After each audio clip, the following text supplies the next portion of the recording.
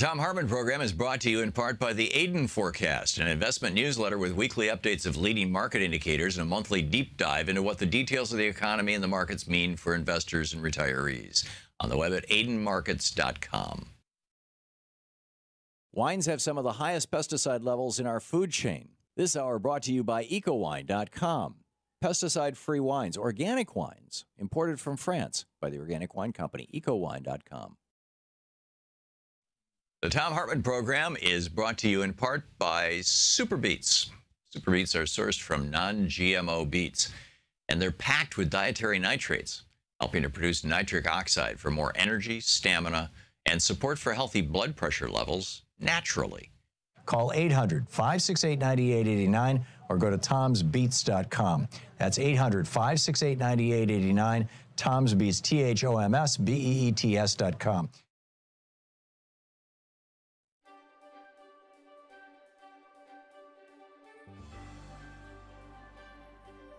Welcome to the Thom Hartmann University Book Club. Today we're reading from Settlers, The Mythology of the White Proletariat, The True Story of the White Nation by J. Sakai, published by Morningstar Press in 1989. This is from Chapter 2, The Foundations of Settler Life. The life of European settlers and the class structure of their society was abnormal because it was dependent upon a foundation of conquest, genocide, and enslavement. The myth of the self-sufficient white settler family clearing the wilderness and supporting themselves through their own initiative and hard labor is a propaganda fabrication. It is the absolute characteristic of settler society to be parasitic, dependent upon the super-exploitation of oppressed peoples for its style of life. Never has Euro-American society completely supported itself. This is the decisive factor in the consciousness of all classes and strata of white society from 1600 to now. Settler society was raised up above the level of backward old Europe by a foundation of conquest. This conquest was a miracle drug for a Europe convulsed with the reaction of decaying feudalism and deadly capitalism. Shot into the veins of the Spanish feudal nation, for instance, the miracle drug of the New World conquest gave Spain the momentary power to overrun North Africa, Holland, and Italy before her historical incident waned. Like many such fixes for Euro-Americans, this conquest was addicting. It was habit-forming and rapidly indispensable, not only culturally, but in the mechanism of an oppressor society whose lifeblood was new conquest. We'll examine this later in the relationship of settlerism to imperialism. For now, it's enough to see that this conquest is a material act of great magnitude, an economic and social event as important as the emergence of the factory system or the exploitation of petroleum in the Middle East. We stress the obvious here because the Euro-American settlers have always made light of their invasion and occupation, although the conquered territory is the precondition for their whole society. Traditionally, European settler societies throw off the propaganda smoke screens that they didn't really conquer and dispossess other nations. They claim with false modesty that they merely moved into vacant territory.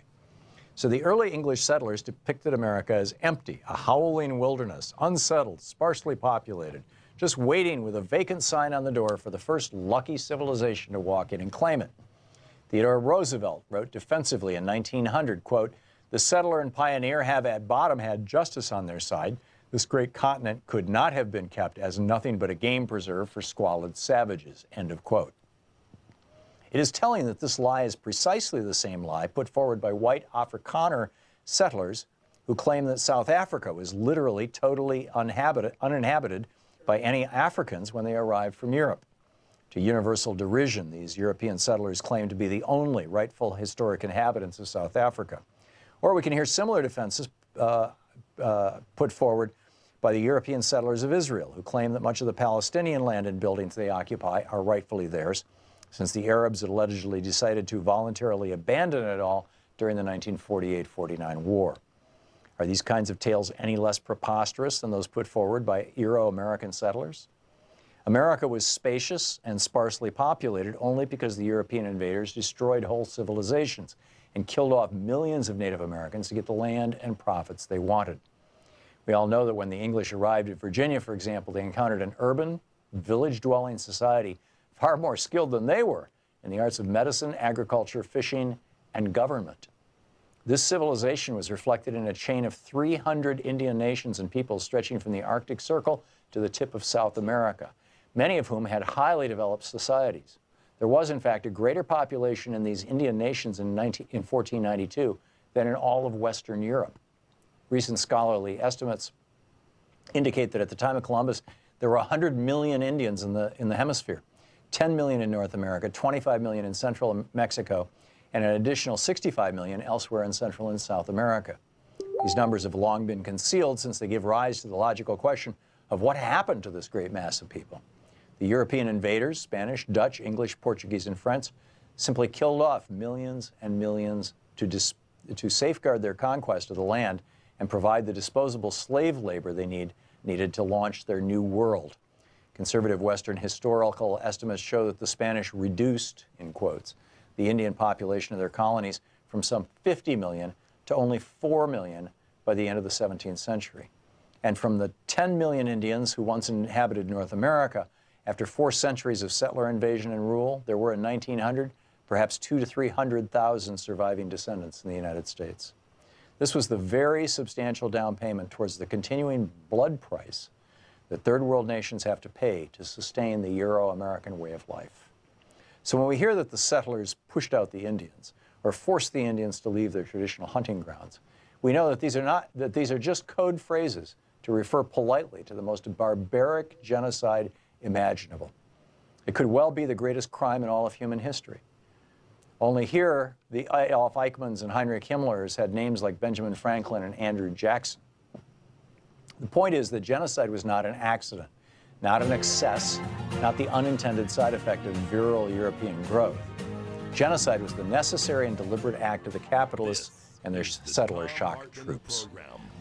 The book Settler. Friends, patriots, lovers of democracy, truth, and justice, believers in peace, freedom, and the American way. Thom Hartmann here with you, broadcasting live on commercial radio stations from coast to coast, on Sirius XM all across the North American continent, on Pacifica stations across America, Europe, and Africa, on American Forces Radio and every U.S. military base in the world, on your electronic devices via TuneIn, Progressive Voices, and the Thom Hartmann app, and simulcast as television via the Free Speech TV network on both Dish Network, DirecTV, cable systems nationwide, including Manhattan Neighborhood Networks, which gets us into literally every house in Manhattan. So glad to have you with us. Congressman Khanna is with us for the first hour, and we'll be taking your calls. And then in the second hour, I want to get into this chaplain who was fired and and there's a much larger picture here that has to do with this whole thing. We will talk about Matthew 25 and whatnot in the second and third hour of our program. But first, Congressman Khanna is with us. He represents the 17th District of California. He is the vice chair of the Congressional Progressive Caucus. And his website, Khanna, KHANNA.house.gov. And you can tweet him at Rep. Khanna, REPROKHANNA. Congressman, welcome back. Great to be back on. And, you know, I just came back from the House floor where we voted against the firing of this chaplain. And the Steny Hoyer, our minority whip, asked 2 questions which we haven't gotten an answer to. First, whether the Speaker even has the authority to fire the chaplain, because it's supposed to be someone elected by the members. And we got no answer. And then what the grounds were, which, you know, we've heard rumors that it's just because he talked about the tax bill being something that should help everyone in line with Christian thinking. So it's really been on the minds of a lot of members and generated quite a lot of outrage. Yeah, I think this was the magic line from his prayer. I mean, he starts out with God of the universe would give you thanks, and, you know, ends with may your blessings, O God, be with these legislators. But in the middle, he says, as legislation on taxes continues to be debated this week and next, may all members be mindful that the institutions and structures of our great nation guarantee the opportunities that have allowed some to achieve great success while others continue to struggle. Right. Which is, it's amazing that that would be inappropriate, because you've had the Republicans pretend that their tax plan actually does help everyone. Yep. So all he's saying, he's not even criticizing their plan. He's just saying, let that be the goal. And so to now not even have that as a goal any longer is amazing. Yeah, it's pretty breathtaking. Before we get started, before we pick up calls, we've got a bunch of people already on the line who would like to speak with you. Are there any issues in front of you that you wanted to be sure to get into the program, or any particular thing you'd like to talk about? Maybe two things in particular. Leader Pelosi has asked me to work on an Internet Bill of Rights. One of the very disappointing aspects of Zuckerberg's testimony in Congress a couple of weeks ago was what I thought was a lack of knowledge or willingness to push him from senators and Congress members. And he was skating by in part because we didn't have sufficient knowledge about the type of protections consumers need. But Europe, as you know, Tom, has the GDPR, which is a law to protect consumers so that you can know your data, much like you know your healthcare data or you know your financial data. I'm not saying we need an exact replica of the GDPR, but it's long overdue for us to have an Internet Bill of Rights where people have access to their data, can delete their data, get notified during breaches, and where you have the principle that an individual owns their own data. So I have been working on that and also working on sort of having pro-competition platforms so that we don't have concentration. And then the second thing I'll mention is the continuing work. I was in Beckley, West Virginia a couple of days ago at West Virginia Tech, a extraordinary effort to go to rural West Virginia and have an Institute of Technology there. And a number of young folks. I met 60% of those kids are the first in their families to go to college. Many come from coal mining families. It was just really interesting to hear their perspective about how the economy is changing and what they would like to see of our government in terms of the investment in education, apprenticeships, jobs, to give them an economic opportunity. And of course, we're not doing enough, I think, in terms of those kind of investments. And that's part of the reason that they're disillusioned. And just a data point for you on the internet stuff. For years, I have used a virtual private network, a VPN service. Actually, there's two of them that I use to basically, if I'm traveling, of course, so that whoever owns the network I'm on, the hotel or airline or whatever it may be, can't read what I'm doing, can't grab my passwords and read my emails and stuff. But I also use it at home. To keep my information private from Comcast, frankly. And I discovered 3 or 4 days ago, the day that net neutrality officially expired, that when I try to use my VPN now, no data will go through my internet service provider. So I think that they're blocking VPN services now, which is the Comcast is my internet service provider, and it's intermittent. Sometimes it works and sometimes it doesn't. So I'm not certain that it's Comcast, but if it is, as a ISP, they're in a position where they can literally read everything I do. They can even know when my mouse is moving around on the screen before I click something. And with a VPN, they don't have access to that information, and that concerns me. Yeah, well, Tom, your thoughtful articulation of that is puts you at having more knowledge about how the internet works than probably 99% of members or staff in this body. And I think that was the challenge, that people didn't push the internet service providers or Zuckerberg on issues like that, or issues, for example, if you're browsing and you use Firefox, well, Firefox at least protects you and doesn't have cookies, and so these tech companies can't get your information, versus if you use Safari, and certainly VPN protects you. And I think anything part of the Internet Bill of Rights needs to make sure the internet service providers allow the use of that and don't restrict the use of that, because the internet service providers want this data as well, the personal information, as they recognize the monetized value of that. So I appreciate you bringing it up, and I'll have our team make sure that we include something on that in the principles we're drafting. That's great. I think it's pretty vital stuff. Let's pick up some phone calls here. Joe in Cupertino, California, kind of the epicenter of the issue of the debate around net neutrality. Joe, you're on with Congressman Khanna. Well, thank you so much for taking my call. And you guys are discussing exactly the reason I called. I got on as soon as I could. I think, Ro, being tasked by the speaker is just such a great honor to try to get this right the first time. And you know, I can't really suggest I have any more knowledge than you do, Tom, nor the Congressman, about the internet. But I think that's really important to tie in that neutrality as we try to rewrite these safety, security issues with the internet. That being said, I don't want to waste your time, so I really appreciate you guys bringing this to the forefront. Congressman, I just wanted to point out, I know you're going to be here in town over the weekend and addressing our community at the Quinlan Center, being a great thing. Let me just speak real briefly about the racial injustices that are going on in our country, and talk about what's going on in Berlin, and speak to the fact that we need to address this soon. It's just getting out of control. The rise in Berlin of anti-Semitism in America is the same here with the Hispanic population as we talk about what's going on in Yemen. The pulse is very scary for us. So I just wanted to bring that out. The sentiment in our community that 71% immigrants, we're scared. I was recently at a swim meet at Stanford, and as you can imagine, I've talked to parents. They're scared. We need to do something because it's getting frightening. Go ahead. I'll just listen. Thank you for taking my call. Joe, thanks.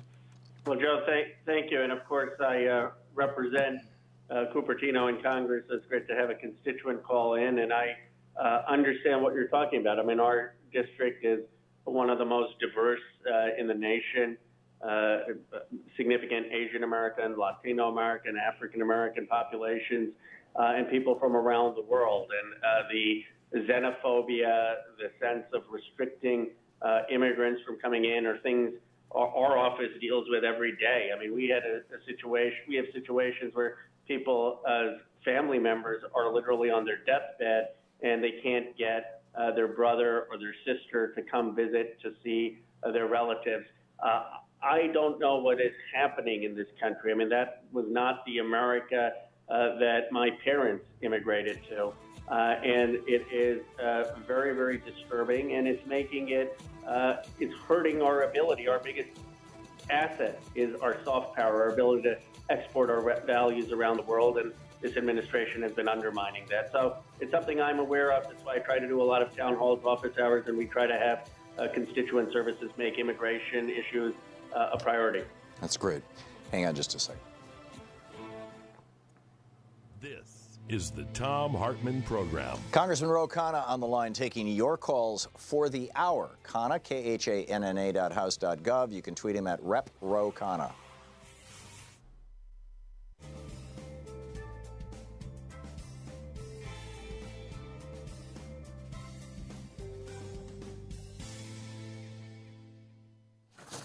And welcome back. Carol. Oh, here we go. Carol in Murrells Inlet, South Carolina. You are on the air with Congressman Khanna. Yeah, thanks for taking my call so quickly. I wanted to, since you're on the topic of the Internet, I saw this morning on Megyn Kelly's show, and I know a lot of people have not forgiven her for working on Fox, but she actually has some good programming. And this morning she had the mother and daughter, the people that were the impetus for the bill that had to do with sexual slavery, basically, young girls being taken into, by pimps and pimped out and all that. And there was recently a bill in Congress that Trump signed like 2 weeks ago to prohibit this sexual exploitation.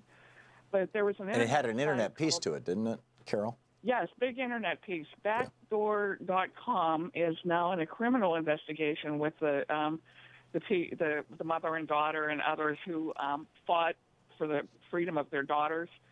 And also, what they said is that Google, a woman whose name I don't know, made a film about this whole issue, that Google was fighting this legislation tooth and nail, and some she called Google companies, so I guess they have subsidiaries. So I was wondering if the congressman knows about, well, I'm sure he does, but this whole issue of, because this bill just passed and was signed by Trump, very important, especially in light of the, predation on women, Bill Cosby just finally being. Yeah, well, let's get his thoughts on this, Carol. We just have about a minute and a half here. Okay, thank you. Carol, thanks for the question. Congressman? Well, Carol, I appreciate you raising it, and certainly I am very opposed to the exploitation of women and the sex trafficking. On that legislation, though, there were a number of us progressives who voted against some of the bill, and many people in the Progressive Caucus did. And our concerns came from the Electronic Frontier Foundation and concerns on freedom of speech, and a sense that the way the bill was drafted would be overly restrictive and end up censoring potential speech. But it was a hotly debated issue. I just wanted to be honest about my vote and some of the progressives' votes, but it was a concern on speech. But you were absolutely right that there have to be accountability and approaches in terms of sex trafficking, incitement of violence. There were also a number of sex workers and sex worker organizations that explicitly were opposed to that legislation because they said that they have found basically a safe harbor in the internet. And if you close that door, then they're going to be out on the streets where it's dangerous and you get killed. Is it time for us to, consider that? It seems like that should be a consideration. But B, sex working is still illegal in the United States. Is it time to consider legislation to change that? Well, I don't know if I would legalize it, but I do think that there may be things we can do to make it health issues or concerns. I mean, I would be hesitant to legalize it, and certainly wouldn't legalize it for underage individuals. But your point about the safe harbors, I think is a good one. And I think we have to look at the consequences of more punitive measures and whether that's just moving these things to the back alley and in a way that's totally unregulated. It's kind of the law of unintended consequences coming back to bite us. Congressman Khanna with us. We'll be back with more of your calls for the Congressman right after this.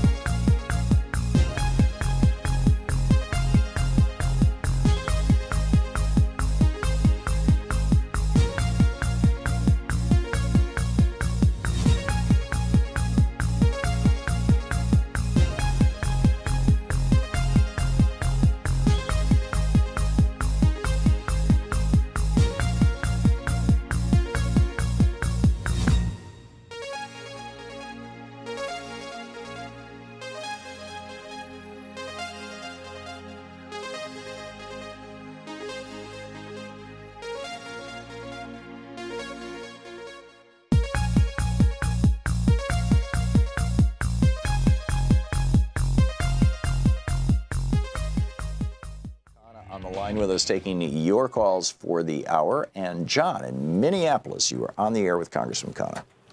Yeah, this is a question. I don't know if it's more a comment about religion and evangelicals. There was a really interesting piece in the Atlantic Monthly, and actually the history of evangelicalism going back from England is very interesting. William Wilberforce was one of the first people to just rail against slavery, and essentially, not him alone, but he stopped the slave trade in, I think it was about 1807, and then he spent the rest of his life making it so that it was just illegal to have slaves. And that followed through to Jonathan Blanchard in this country and, the Underground Railroad. So evangelicals have a history of activism that is buried in the past, century of just, absolute conservative, Yeah. John, what's your question for the Congressman? Well, it's not really a question, and I don't know why they put me on at this hour. But, just the influence of that on politics, and I think particularly Democratic politics, because they generally, vote no matter what. ideologically driven. Right. Well, John, Congressman Khanna is our guest. Let me get his thoughts on it, and thank you for your comments, Congressman. Well, I appreciate that. I mean, I think the role of faith in our politics has been very constructive. I mean, Dr. King obviously invoked faith in his campaign against militarism, against racial justice, for jobs and dignity. And faith has helped move people in terms of having an obligation to those less fortunate.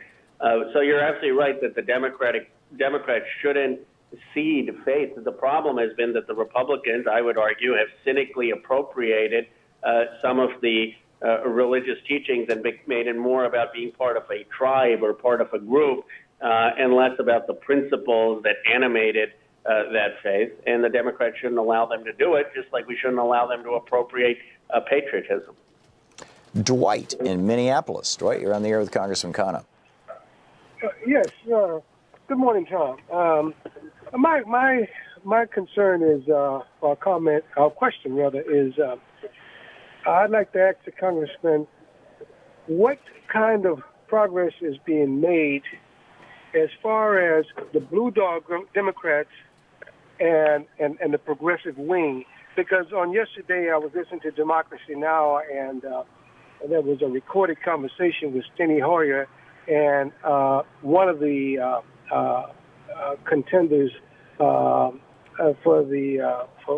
election out in Colorado, and he was saying that they were going to pump as much money into certain Democrats' campaign, because for people that are trying to run as progressives, they would rather see these Blue Dog Democrats represented by the corporatists and the big bankers and stuff come in and take over. And I'd like to hear his comments on that issue. Go for it, Congressman. Thank you, Dwight. Well, I appreciate the question. I think it's wrong for the Democratic Party, the DCCC, the DNC to be intervening in any of these primaries. I think it was wrong to do that in Colorado. I don't think people in Washington should be trying to decide who the most electable Democrat is. First, practically, we probably don't know, and I am skeptical of a body that has a 10% approval rating knowing what people around the country want. And secondly, we shouldn't be tipping our scales in a certain ideological direction. So I have always said that we need to have competitive, open primaries, including challenges to incumbents. And I think the base of this party is far more progressive and wants things like a jobs guarantee, wants a $15 minimum wage, wants Medicare for all, wants us to stand up for net neutrality and strong antitrust protections. And I think those type of candidates may not be on the radar often of the DCCC, but may have a lot of support, and we ought to let them compete fairly. I will say one thing on the Steny thing that rubbed me a little bit the wrong way was the recording of a private conversation and then leaking it to the press. I read that it's legal in Colorado, and I'm sure. Hang on, just a You're listening to the Thom Hartmann Program. Call 202-808-9925. 5 seconds. But I wish the candidate hadn't done that, and it just had gone to the press and said, look, the DCCC and leadership shouldn't intervene. I don't think the recording was necessary.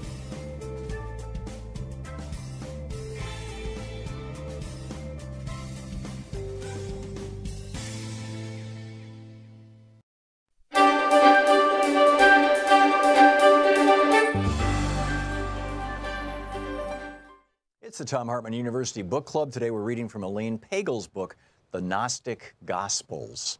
This is from chapter 3, God the Father, God the Mother. Unlike many of his contemporaries among the deities of the ancient Near East, the God of Israel shared his power with no female divinity, nor was he the divine husband or lover of any. He can scarcely be characterized in any but masculine epithets: king, lord, master, judge, and father. Indeed, the absence of feminine symbolism for God marks Judaism, Christianity, and Islam in striking contrast to the world's other religious traditions, whether in Egypt, Babylonia, Greece, and Rome, or in Africa, India, and North America, which abound in female symbolism. Jewish, Christian, and Islamic theologians today are quick to point out that God is not to be considered in sexual terms at all, yet the actual language they use daily in worship and prayer conveys a completely different message. Who, growing up Jewish or Christian tradition, has escaped the distinct impression that God is masculine? And while Catholics revere Mary as the mother of Jesus, they never identify her as divine in her own right. If she is the mother of God, she is not God the Mother, on an equal footing with God the Father. Christianity, of course, added the Trinitarian terms to the Jewish description of God, yet of the three divine persons, two, the Father and the Son, are described in masculine terms, and the third, the Spirit, suggests the sexlessness of the Greek neuter term for spirit, pneuma. Whoever investigates the early history of Christianity, the field called patristics, that is, study of the fathers of the church, will be prepared for the passage that concludes the Gospel of Thomas. Simon Peter said to the disciples, "Let Mary leave us, for women are not worthy of life." Jesus said, "I myself shall lead her in order to make her male, so that she too may become a living spirit resembling you males. For every woman will make herself male, who will make herself male will enter the kingdom of heaven." End of quote from the Gospel of Thomas. Strange as it sounds, this simply states what religious rhetoric assumes, that the men form the legitimate body of the community while women are allowed to participate only when they assimilate themselves to men. Other texts discovered at Nag Hammadi demonstrate one striking difference between these heretical sources and the Orthodox ones. Gnostic sources continually use sexual symbolism to describe God. One might expect that these texts would show the influence of archaic pagan traditions of the mother goddess, but for the most part, their language is specifically Christian, unmistakably related to a Jewish heritage. Yet instead of describing a monastic and masculine God, many of these texts speak of God as a dyad who embraces both masculine and feminine elements. One group of Gnostic sources claims to have received a secret tradition from Jesus through James and through Mary Magdalene. Members of this group prayed to both the Divine Father and Mother. Quote, "From thee, Father, and through thee, Mother, the two immortal names, parents of the divine being, and thou, dweller in heaven, humanity, of the mighty name." The end of the quote from the prayer. Other texts indicate that the authors had wondered to whom a single masculine God proposed, quote, "Let us make man in our image after our likeness," in Genesis 1:26. Since the Genesis account goes on to say that humanity was created, quote, "male and female," some concluded that the God in whose image we are made must also be both masculine and feminine, both father and mother. How do these texts characterize the Divine Mother? I find no simple answer, since the texts themselves are extremely diverse. Yet we may sketch out three primary characterizations. In the first place, several Gnostic groups describe the Divine Mother as part of an original couple. Valentinius, the teacher and poet, begins with the premise that God is essentially indescribable. But he suggests that the divine can be imagined as a dyad, consisting in one part of the ineffable, the depth, the primal Father, and in the other of grace, silence, the womb, and mother of all. Valentinius reasons that silence is the appropriate complement of the Father, designating the former as feminine and latter as masculine because of the grammatical gender of the Greek words. He goes on to describe how silence receives, as in a womb, the seed of the ineffable source. From this she brings forth all the emanations of a divine being, ranged in harmonious pairs of masculine and feminine energies. Followers of Valentinius prayed to her for protection as the mother and as the mystical eternal silence. For example, Marcus, the magician, invokes her as grace, in Greek the feminine term charis. Quote, "May she who is before all things, the incomprehensible and indescribable grace, fill you within and increase in you her own knowledge." End of quote from the Gospels. In his secret celebration of the Mass, Marcus teaches that the wine symbolizes her blood. As the cup of wine is offered, he prays that grace may flow into all who drink it. A prophet and visionary, Marcus calls himself the womb and recipient of silence, as she is of the Father. The visions he received of the divine being appeared, he reports, in female form. Another Gnostic writing, called the Great Announcement, quoted by Hippolytus in his Refutation of All Heresies, explains the origin of the universe as follows. Quote, "From the power of silence appeared a great power, the mind of the universe, which manages all things, and is a male. The other, a great intelligence, is a female which produces all things." Following the gender of the Greek words for mind and intelligence, this author explains that these powers joined in union and are discovered to be in duality. The book, The Gnostic Gospels, by Elaine Pagels.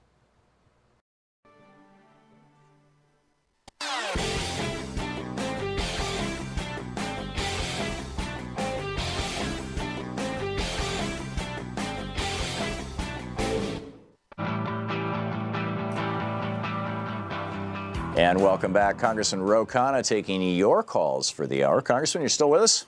I am. Okay, great. Jared in Downington, Pennsylvania. You're on the air with Congressman Khanna.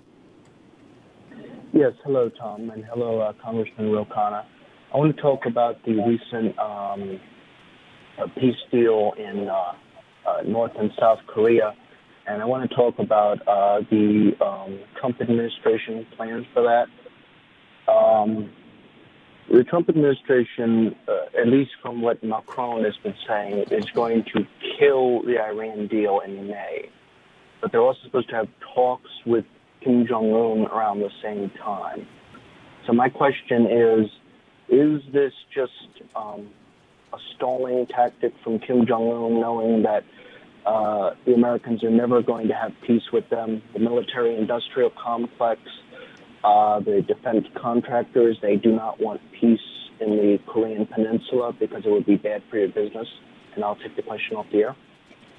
Thank you, Jared. Well, I'm a little bit less cynical, but share the concern. I think President Moon in South Korea has really, they ought to probably give him the Nobel Peace Prize at some point. He is the son of North Korean refugees. He is not as hardline as the past two South Korean presidents. He ran on reconciliation and peace. It was his idea to have the joint Olympic teams. I think he's made overtures, and I think that's being responded to.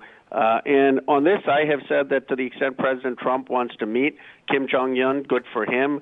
I don't think the progressive left should be criticizing him on taking a meeting and demanding some outcome. I think we ought to be talking to people and trying to move forward. Now, my hope is that they aren't going to try to sabotage the deal, and I think that at least in this case there is some hope that he will support the Moon framework on peace. I'm far more concerned in Iran, where I think Pompeo and Bolton and some of the other advisors are really setting us up for war with Iran, escalating our involvement in Syria, escalating our involvement in Yemen, and that will be an extraordinary disaster for our nation and the Middle East.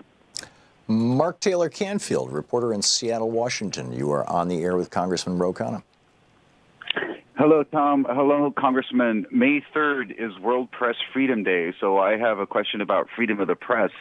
The U.S. ranking in terms of freedom of the press has dropped once again, according to Reporters with Borders. So I've been dealing with some good news and some bad news. We're number 44 this year, aren't we, Mark? We're number 45, down from number 43 last year.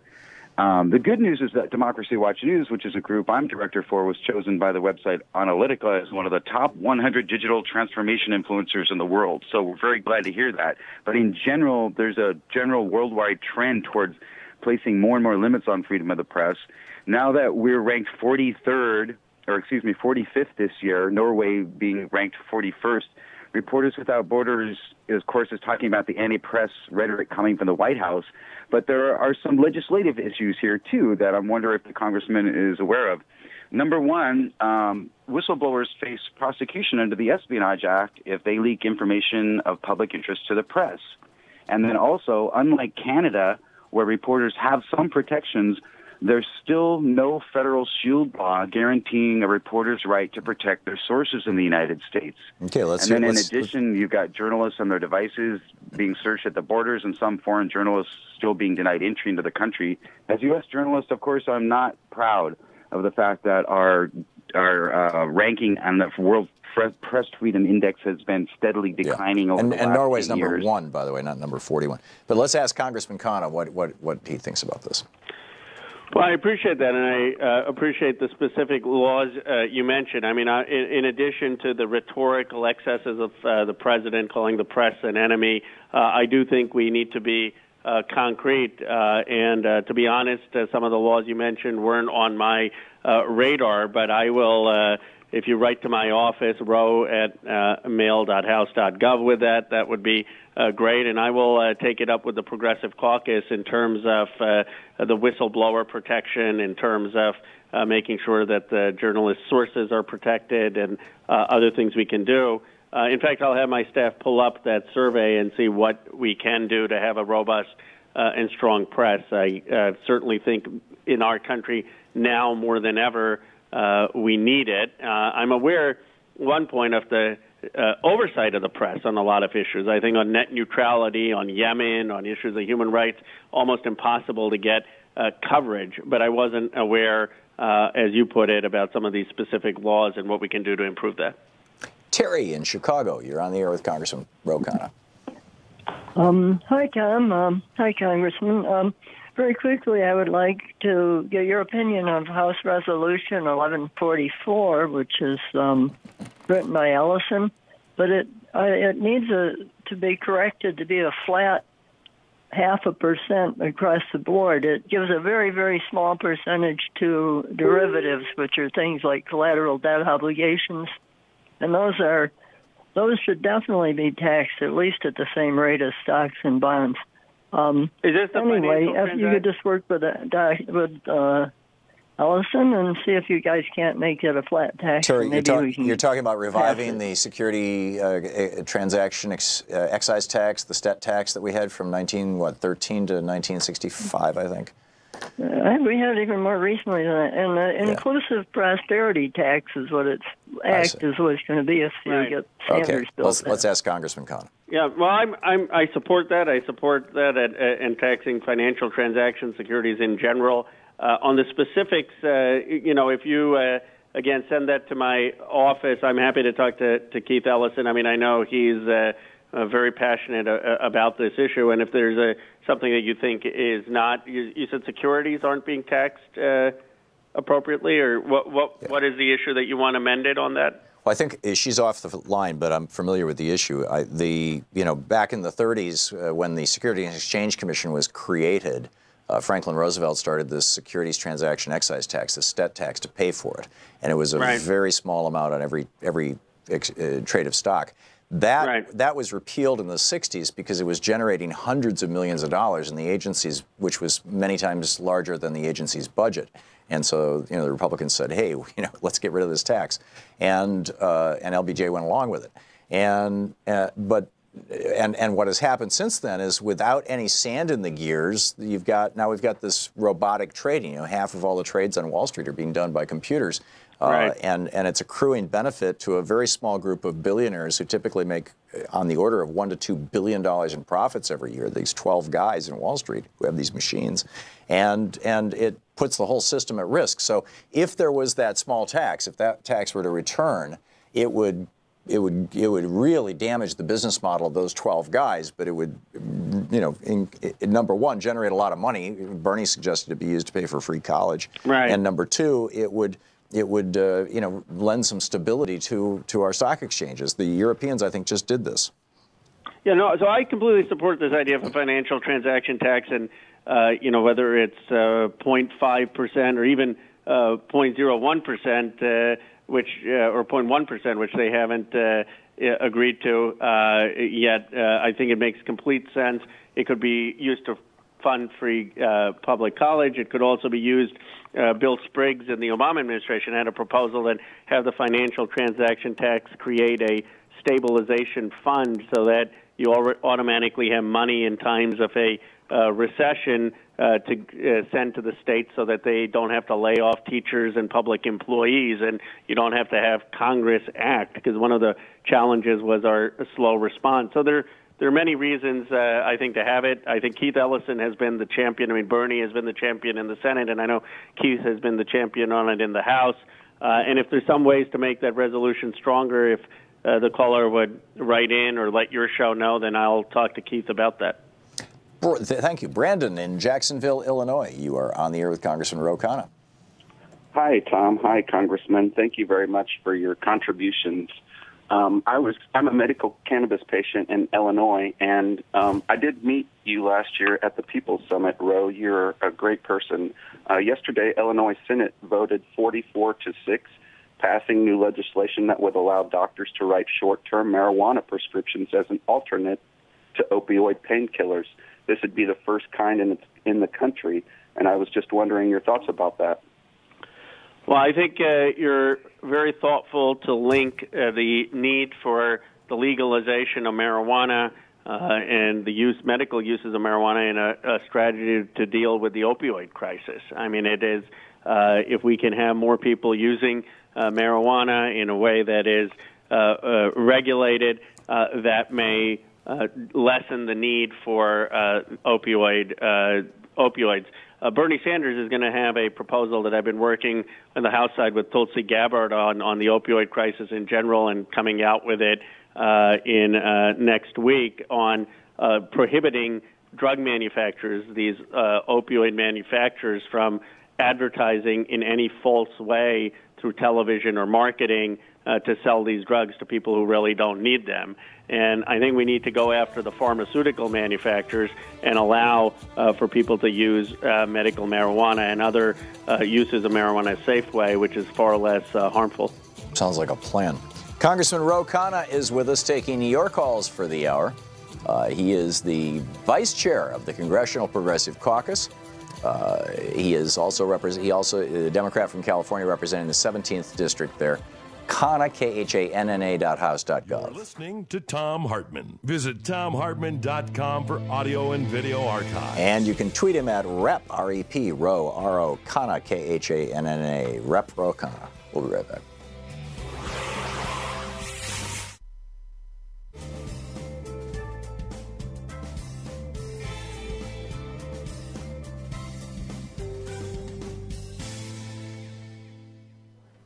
And welcome back. Bill in Sebastian, Florida. You're on the air with Congressman Khanna.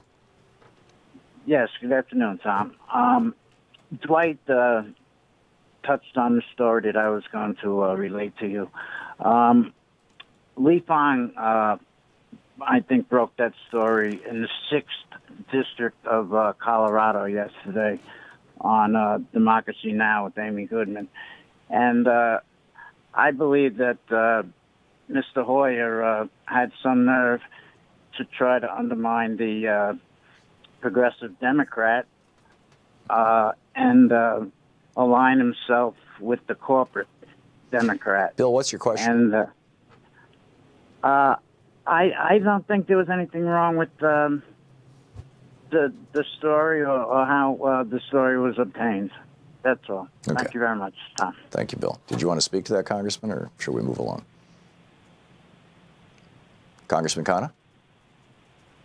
Have we lost him? Uh-oh.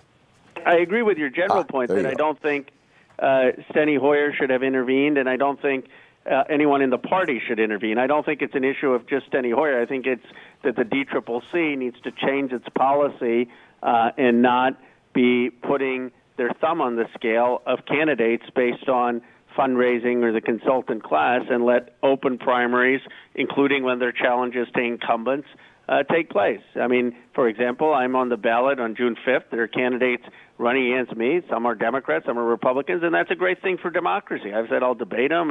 We shouldn't fear competition, and we shouldn't have people in Washington try to prescribe who gets to run. Paul in Hayesville, Kansas. We have a minute and a half to the break. Paul, a quick question for Congressman Khanna? Thank you, gentlemen. And yes, I hope I can formulate a question from my experiences yesterday, riding a free bus to my state capital from Wichita, Kansas to Topeka, provided by the Americans for Prosperity. And it was an experience I'll never forget, and it reaffirmed everything I have learned from Tom in over 5 years of study with him. And it was so shocking, I feel traumatized. Real quickly, Paul. In a way, on the way home, I don't know how to, I don't even want to repeat some of the things I overheard and was told on this bus by these AFP people, which, you know, Wichita, Kansas is the world headquarters for one of the richest families in the world. So, Paul, you got a question there? I don't have a question. I just want to thank your Free Speech Network for teaching me how to cope with such things. Okay. Paul, I'd love to hear more about your story from the bus from Americans for Prosperity. Give us a call sometime when we got a little more time. Congressman, you 15 seconds here to respond. Well, I think it's terrific. I mean, I think I'd like to hear more about his story as well, and I'm glad that he's being able to articulate his views and that your network is enabling him to do that. Yeah, there you go. Congressman Khanna taking your calls for the hour. Khanna, KHANNA.house.gov, the website. You can tweet him at Rep. Khanna. He is the vice chair of the Congressional Progressive Caucus and represents California's 17th district. We'll be right back with more of your calls for Congressman Khanna right after this.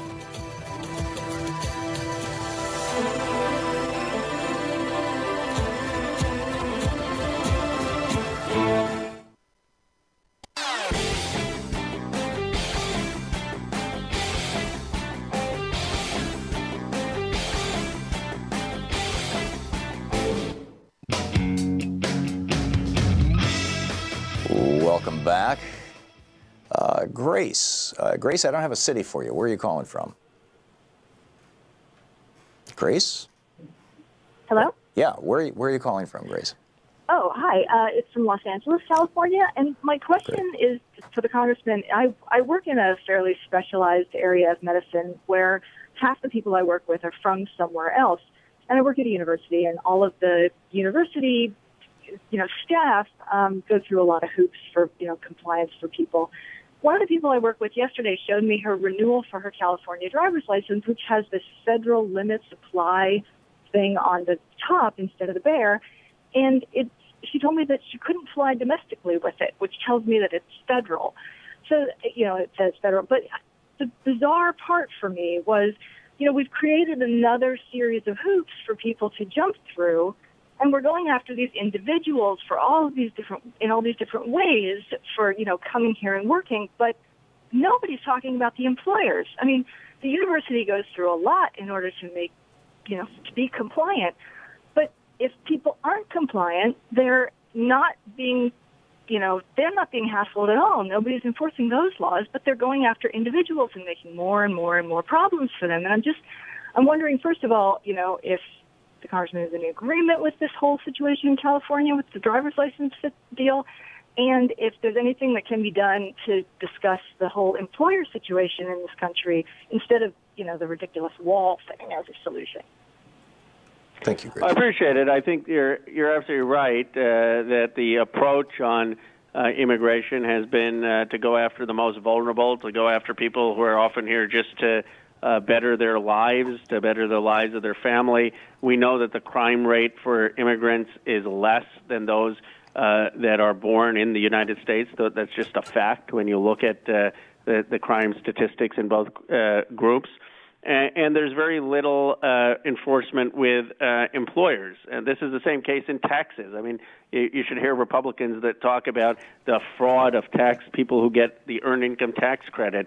They seem to care a lot about that, but they don't really care about the fraud of corporate tax deductions or rich people's tax deductions. And I think this is the same situation. So I don't think we need to be throwing down the gauntlet in general on immigration, but to the extent that we do want to enforce the laws on the books, you're right to suggest that a far better approach would to start with the employers. Yeah, ever since 1986, when Reagan stopped, kind of officially stopped putting wealthy white employers in jail, after the whole amnesty thing, I've been saying we don't have an illegal immigrant problem in this country. We have an illegal employer problem in this country. They actually run ads in Spanish south of the border for meatpacking plants in Iowa and Minnesota. I mean, it's crazy. For construction sites in Vegas. I'm sorry, and it's a wage issue. It's a and Democrats, I mean, progressives. What we should be talking about is we don't want to have depressed wages of non-unionized workers who are not being treated fairly and displacing the wages. And it's not, as you put it, it's not about immigrants or people who look different or have different cultural backgrounds. It's about corporations taking advantage of workers. Amen. Ron in Douglas, Georgia, you are on the air with Congressman Khanna. Thanks for listening to Sirius XM. Yes, sir. Sir, there's been a lot of talk about repealing the Second Amendment. Would you be okay with that, and or only the police and military having weapons?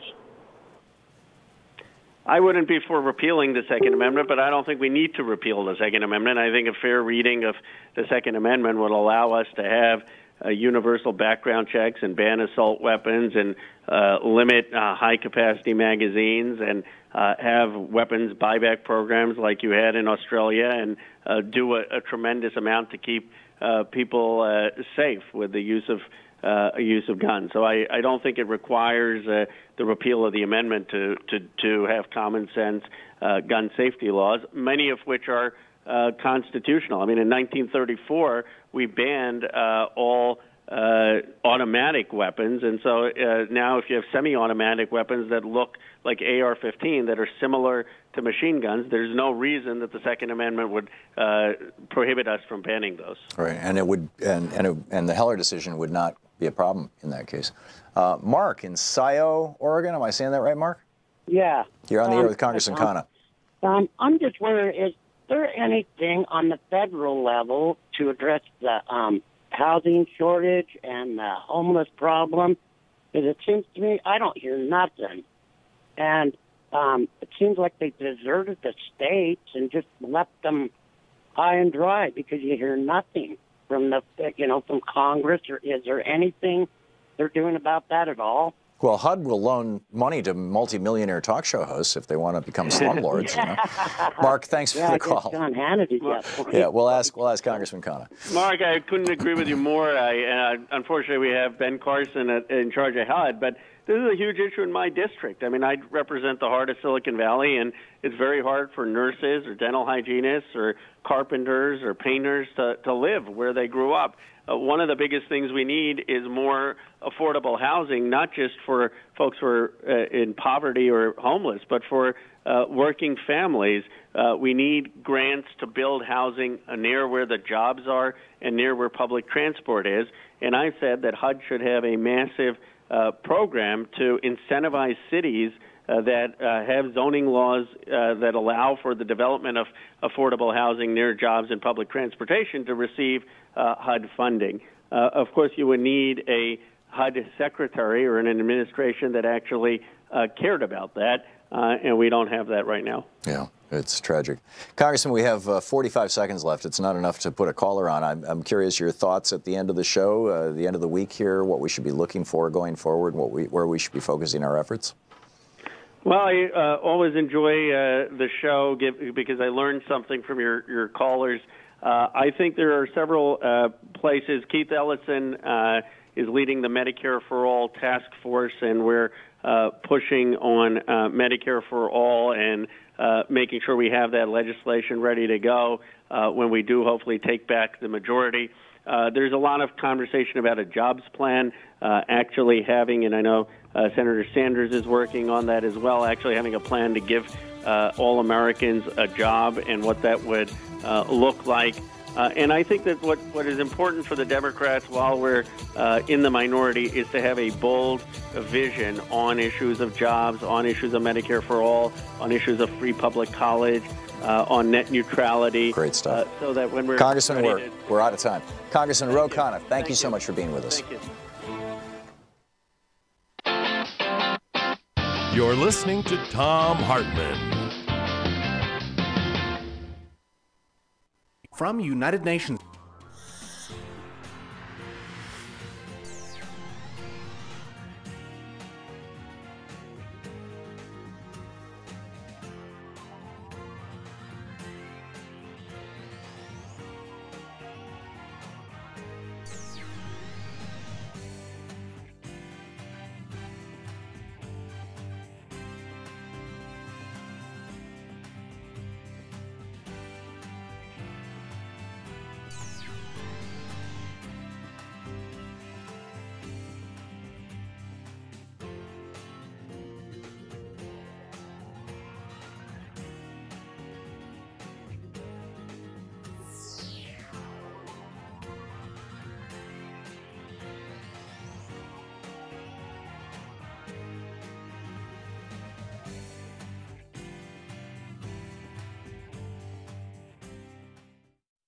Thom Hartmann Program is brought to you in part by the Aiden Forecast, an investment newsletter with weekly updates of leading market indicators and a monthly deep dive into what the details of the economy and the markets mean for investors and retirees. On the web at aidenmarkets.com. Wines have some of the highest pesticide levels in our food chain. This hour brought to you by ecowine.com. Pesticide-free wines, organic wines, imported from France by the Organic Wine Company, ecowine.com. The Thom Hartmann Program is brought to you in part by Super Beets. Super Beets are sourced from non-GMO beets, and they're packed with dietary nitrates, helping to produce nitric oxide for more energy, stamina, and support for healthy blood pressure levels naturally. Call 800-568-9889 or go to tomsbeets.com. That's 800-568-9889, tomsbeets, THOMSBEETS.com.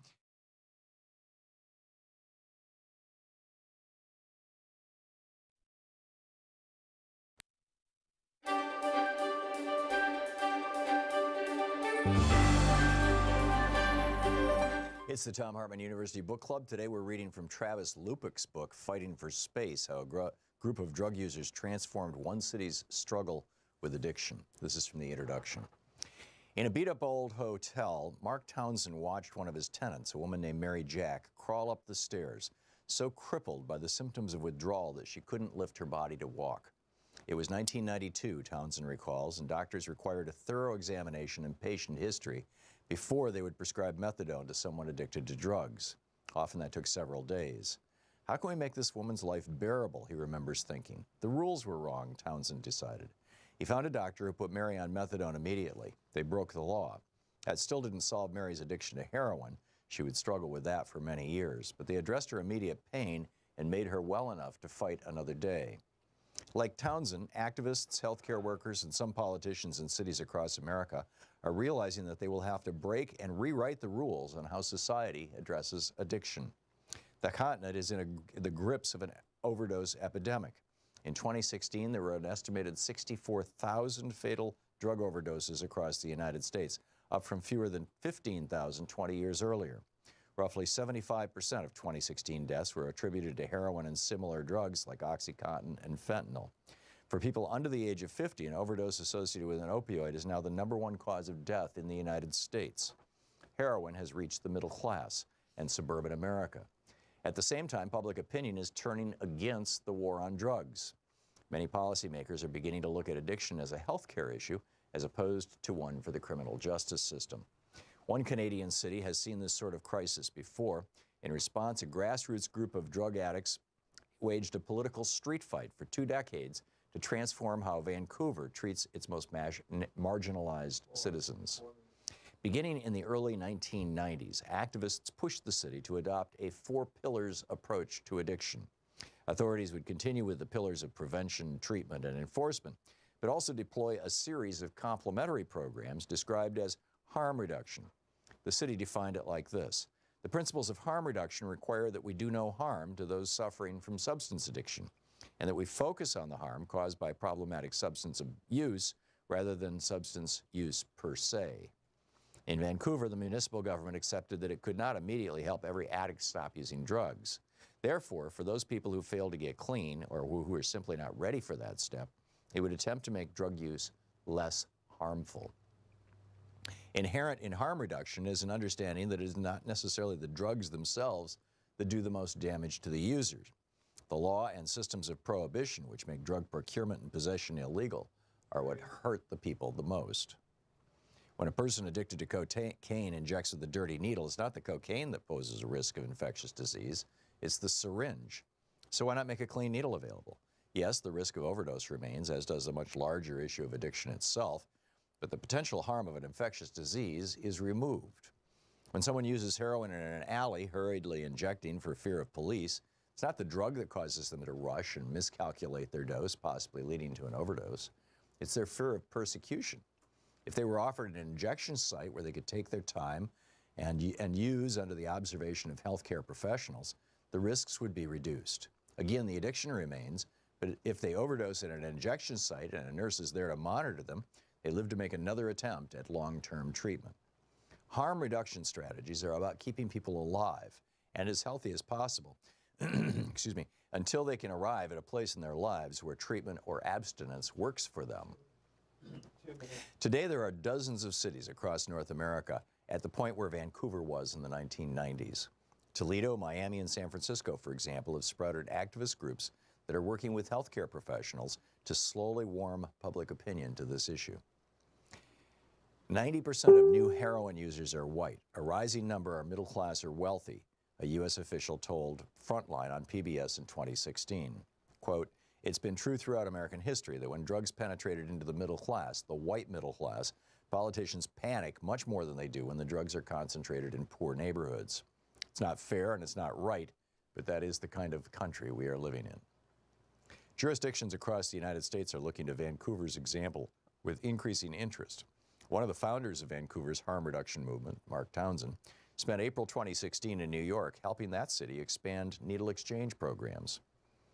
In October 2016, a delegation from Seattle visited North America's, excuse me, visited North America's first supervised injection facility, Insight, in Vancouver. In early 2017, former BC coroner and Mayor Larry Campbell was in Sacramento helping lawmakers draft notices that would allow for the establishment of supervised injection facilities in California. Interest in Vancouver's model has grown with the increasing severity of America's opioid problem. This book, Fighting for Space, is about people who have slipped through the cracks. It's about those who have suffered the consequences of addiction and prohibition and who did not have family or friends to help them get back up. It's about those who, for a myriad of reasons, failed with treatment and rehabilitation. It tells their stories and explains harm reduction for communities that are struggling with overflowing jails, crimes fueled by desperation, and people left to die in the streets. Fighting for Space by Travis Lupick. The book is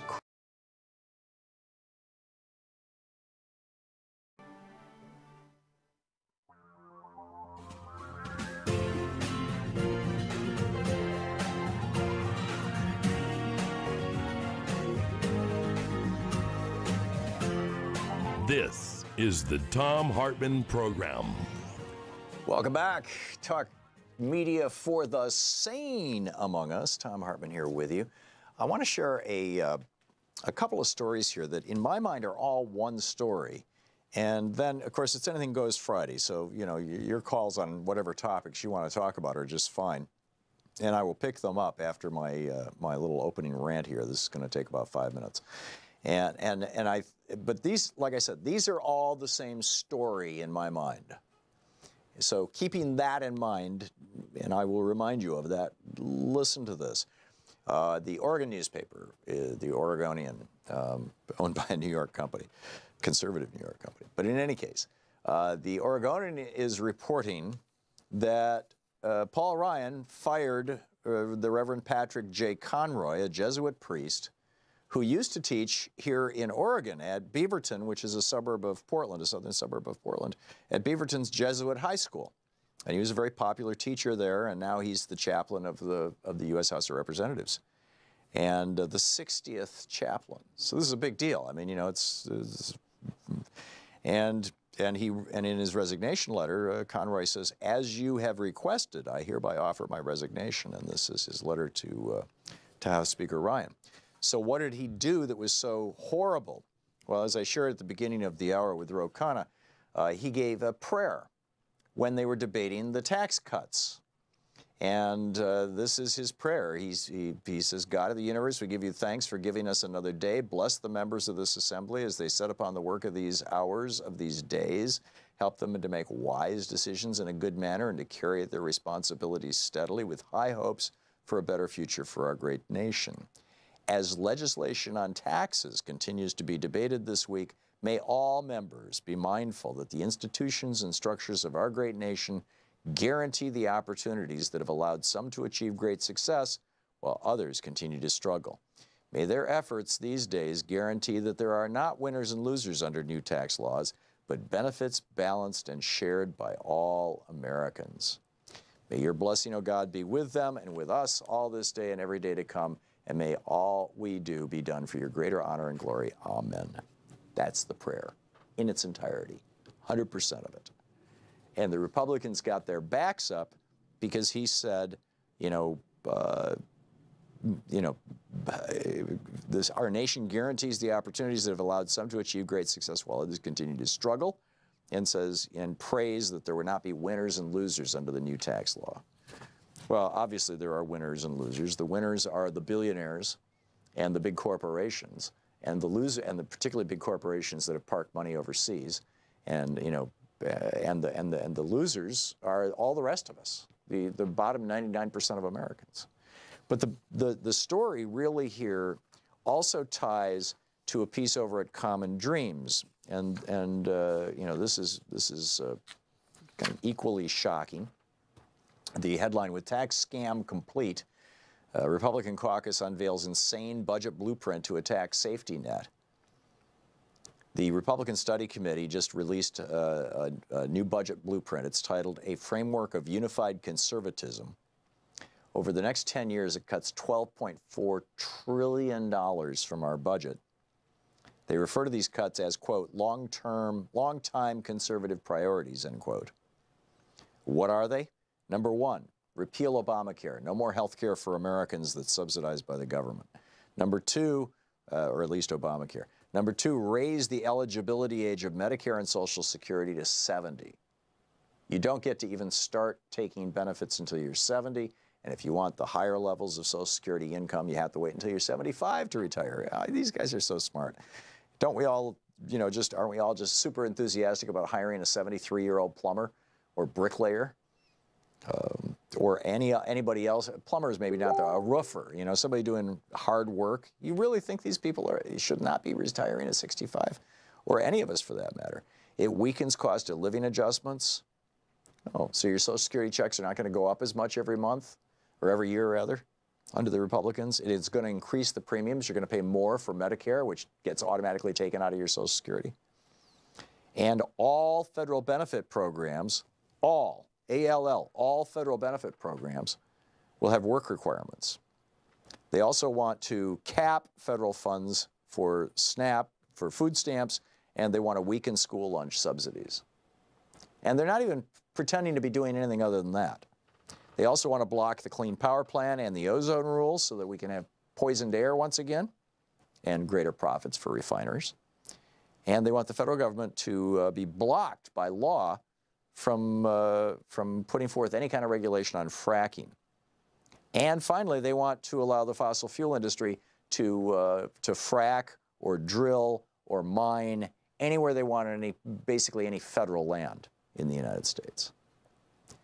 Now, the Republicans are running around yelling and screaming, saying that, they're doing all this in the name of Jesus, right? The evangelical support for the Republican Party is just wall-to-wall. Christian radio, great piece of Politico this week about how the Christian radio shows and the Christian radio networks basically prior to Obama becoming president, were completely apolitical. They didn't talk about politics. They were not political.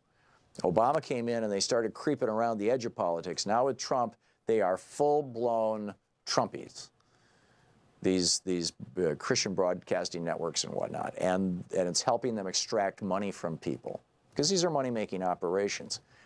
Christian radio, Christian television, the way it works is they'll buy, an hour on a radio station, an hour a day for a week on a small Christian station might cost them, say, $10,000 a week. And then, they pitch for money, and if they make $12,000, they continue buying that time every week. And if they only make $8,000, then they go to another station. And this is the business model for Christian radio and Christian television. And, it makes it enormous. It's made Pat Robertson a billionaire. But this is not what Christianity is based on. I mean, Matthew 25 is so straightforward. The disciples come to Jesus and they say, how do we get to heaven? Straightforward question, right? I mean, this is kind of the core of Christianity. How do we get to heaven?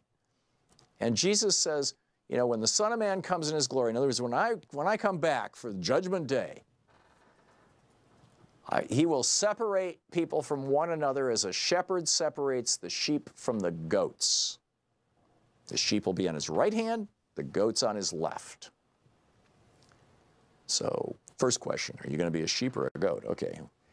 He says, then the king will say to those on his right, this is Jesus speaking to the sheep, come, you who are blessed by my Father, take your inheritance, the kingdom prepared for you since the creation of the world. For I was hungry, and you gave me something to eat. I was thirsty, and you gave me something to drink. I was a stranger, and you invited me in. I needed clothes, and you clothed me. I was sick, and you looked after me. I was in prison, and you came to visit me. And those people will turn to Jesus and say, well, when did we see you sick? When did we see you hungry? And basically the disciples, were wondering the same thing. We've never seen you in jail to go visit you. How do we get to heaven if we can't? We've never been able to do this. And Jesus said, truly I tell you, whatever you did for one of the least of these brothers and sisters of mine, you did for me. And then he turns to the Republicans, the goats. And he says, then he will say to those on his left, depart from me, you who are cursed, into the eternal fire prepared for the devil and his angels. For I was hungry, and you gave me nothing to eat. You cut my food stamp benefits. I was thirsty, and you gave me nothing to drink. You stopped bottled water to Flint, Michigan. I was a stranger, and you did not invite me in. You give, millions of dollars to right-wingers to buy slum properties and jack up foreclosures 400%. But, supporting, all government programs now have to be, have a work requirement. I needed clothes, and you did not clothe me. I was sick and in prison, and you did not heal me or visit me. And then they'll say, when did we see you hungry or thirsty and did not help you? And he'll say, whatever you did not do for one of the least of these, you did not do for me, then go away to eternal punishment. So I see this all as the same story. This is a matter of the Republican Party, which has these phony Christians backing them up, is doing the anti-Christ stuff. And the Democratic Party is doing the Christian stuff and not getting credit for it, frankly. And I think that it's like, who are we as a country? Matthew 25 is one of the clearest explications of fundamental moral principles that you will find anywhere. I mean, certainly in the Bible or anywhere else. And Republicans can't even deal with that. When a minister brings up basically Matthew 25, they fire him. This is the Thom Hartmann Program. That pretty much tells you everything you need to know about so-called conservative principles. We'll be back with your calls on Anything Goes Friday right after this.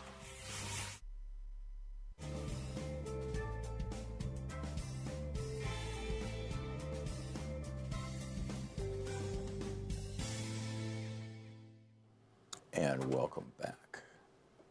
Kathleen in Turner, Oregon. Hey, Kathleen, thanks for watching Free Speech TV. What's up? Well, good morning, Tom. Thank you for taking my call. My pleasure. Let me say I do appreciate your discussion of Matthew 25. I think that's really important to keep in mind. My call this morning, though, is about Democrats' readiness for taking control of Congress. So when the Republicans finally had a chance to repeal Obamacare, they had no plan in place. They were not ready. So what is your sense about the Democrats and what they may be doing first, what their priorities might be, and are we ready?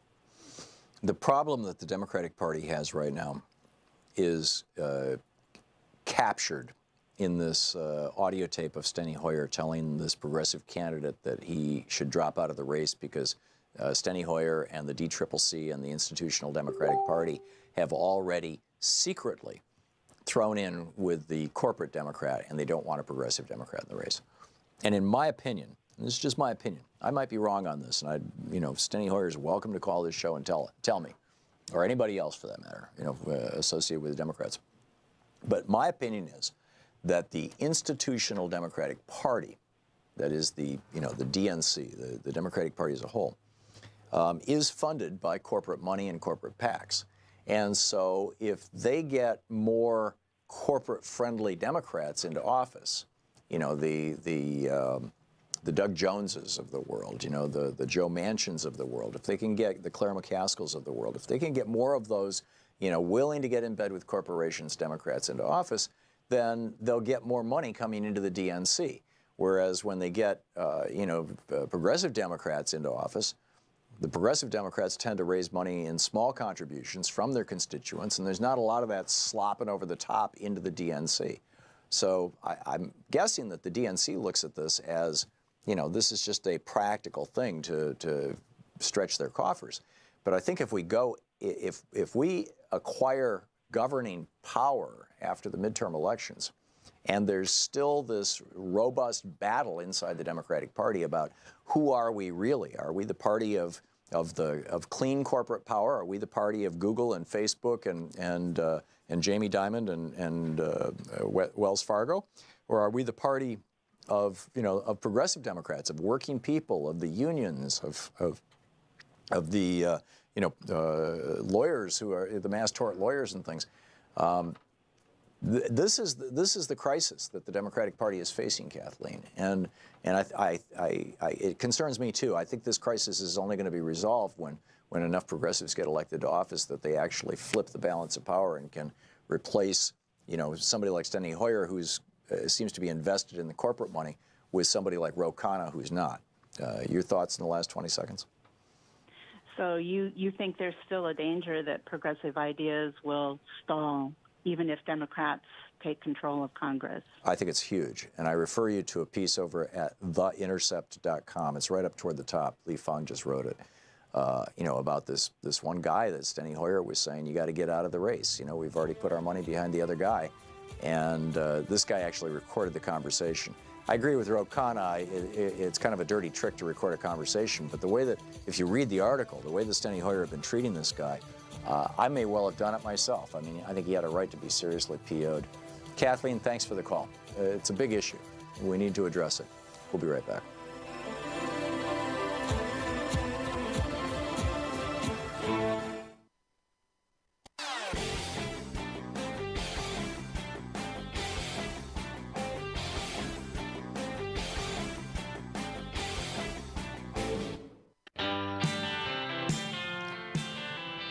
Thom Hartmann here with you. Viagra for your brain, the Thom Hartmann Program. Sarah Burris over at Raw Story is writing about how Desmond Merrow is a former NFL defensive back.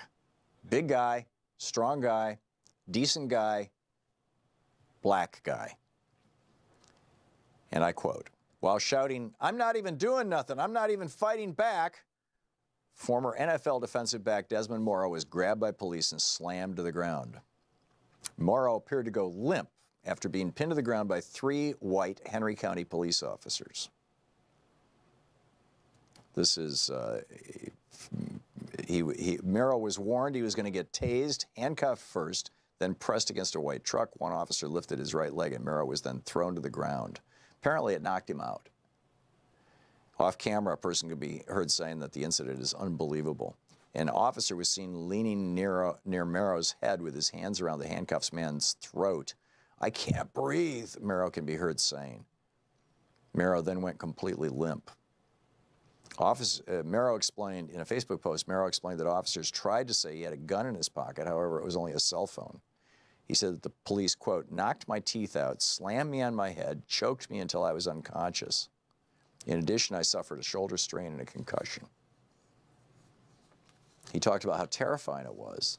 He was a former NFL defensive back. Terrified. He says, "I was fully cooperating with the officers. I offered zero resistance," zero in all caps, Z-E-R-O resistance. "I thought I was going to die. I was sure I was either passing out or dying." After all, put that on the back end of all the stories we heard yesterday. It's... Oh, and just to add to that, and then I'll pick up your phone calls here.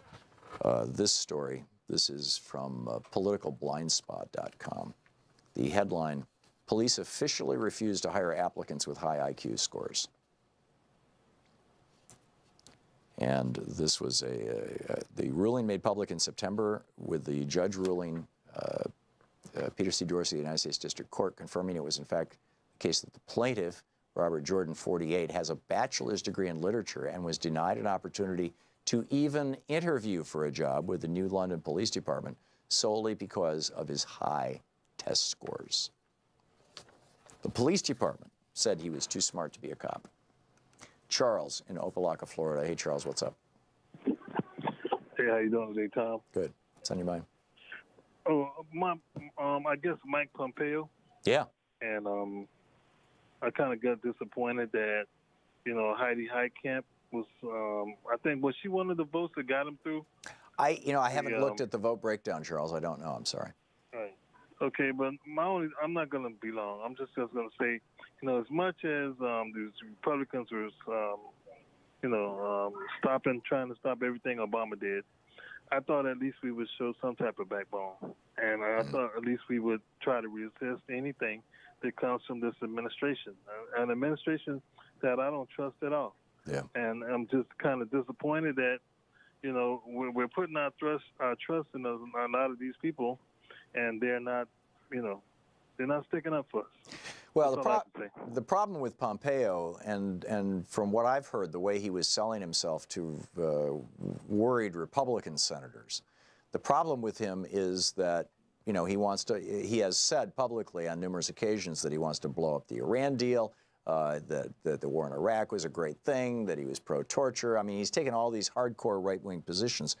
And my understanding is, and I might be wrong on this, but I've heard this from more than one source, that when he's been meeting with Republican senators, he's been saying, I'm a really smart guy. I got my degree from the Harvard Law School. I believe he was a Rhodes Scholar. He got a scholarship to Cambridge for a year, or Oxford, or whatever it is. That he had, he graduated at the top of his class. He was, I believe, a West Point graduate. I could be wrong on that. But he, basically he had a really big deal education, and he's a really, really smart guy. And so basically what he's been saying, or the coded message of what he's been saying is, I'm a really smart guy. I've been using that intellect to gain political power, telling people what they want to hear and serving my corporate donors. And now as Secretary of State, I won't be beholden to those people. I don't need to get reelected ever again in my life. And so now I can apply my intellect to something more appropriate, like being a diplomat. And don't worry, I'm not crazy. And I'm not reassured by that, Charles, but apparently the Republicans are. Your thoughts? Okay, well, and last but not least, if Donald Trump is going to get rid of this thing on May 7th, the agreement with Iran, then shouldn't he prove first that, he can negotiate with North Korea? Shouldn't we be putting the onus on him that there's already something out there substantial with Iran? He has to show us that he can actually make a better deal with North Korea before he starts to dismantle what Obama did with Iran. You would think, and I would think that Kim Jong-un would be saying, this guy doesn't keep the agreements that his country makes, or maybe this country doesn't keep their agreements because of political instability, and therefore why should I enter an agreement with them? So that's a good point, and frankly, the whole Republican hostility and opposition to the Iran deal has nothing to do with the Iran deal details. Their arguments there are pathetic. It has to do with the fact that it was Obama's deal. Our first black president had a foreign policy success, and we can't allow that to exist in the history books. So I mean, they're trying to deconstruct from Obamacare on down every consequential accomplishment of the Obama presidency, so that years from now the Republicans can say he didn't get anything done at all. Charles, thanks for the call. We'll be back with more of your calls on Anything Goes Friday. You're listening to the Thom Hartmann Program. Call 202-808-9925. It's coming up on 28 minutes past the hour. Fair and only slightly unbalanced. You're listening to the Thom Hartmann Program.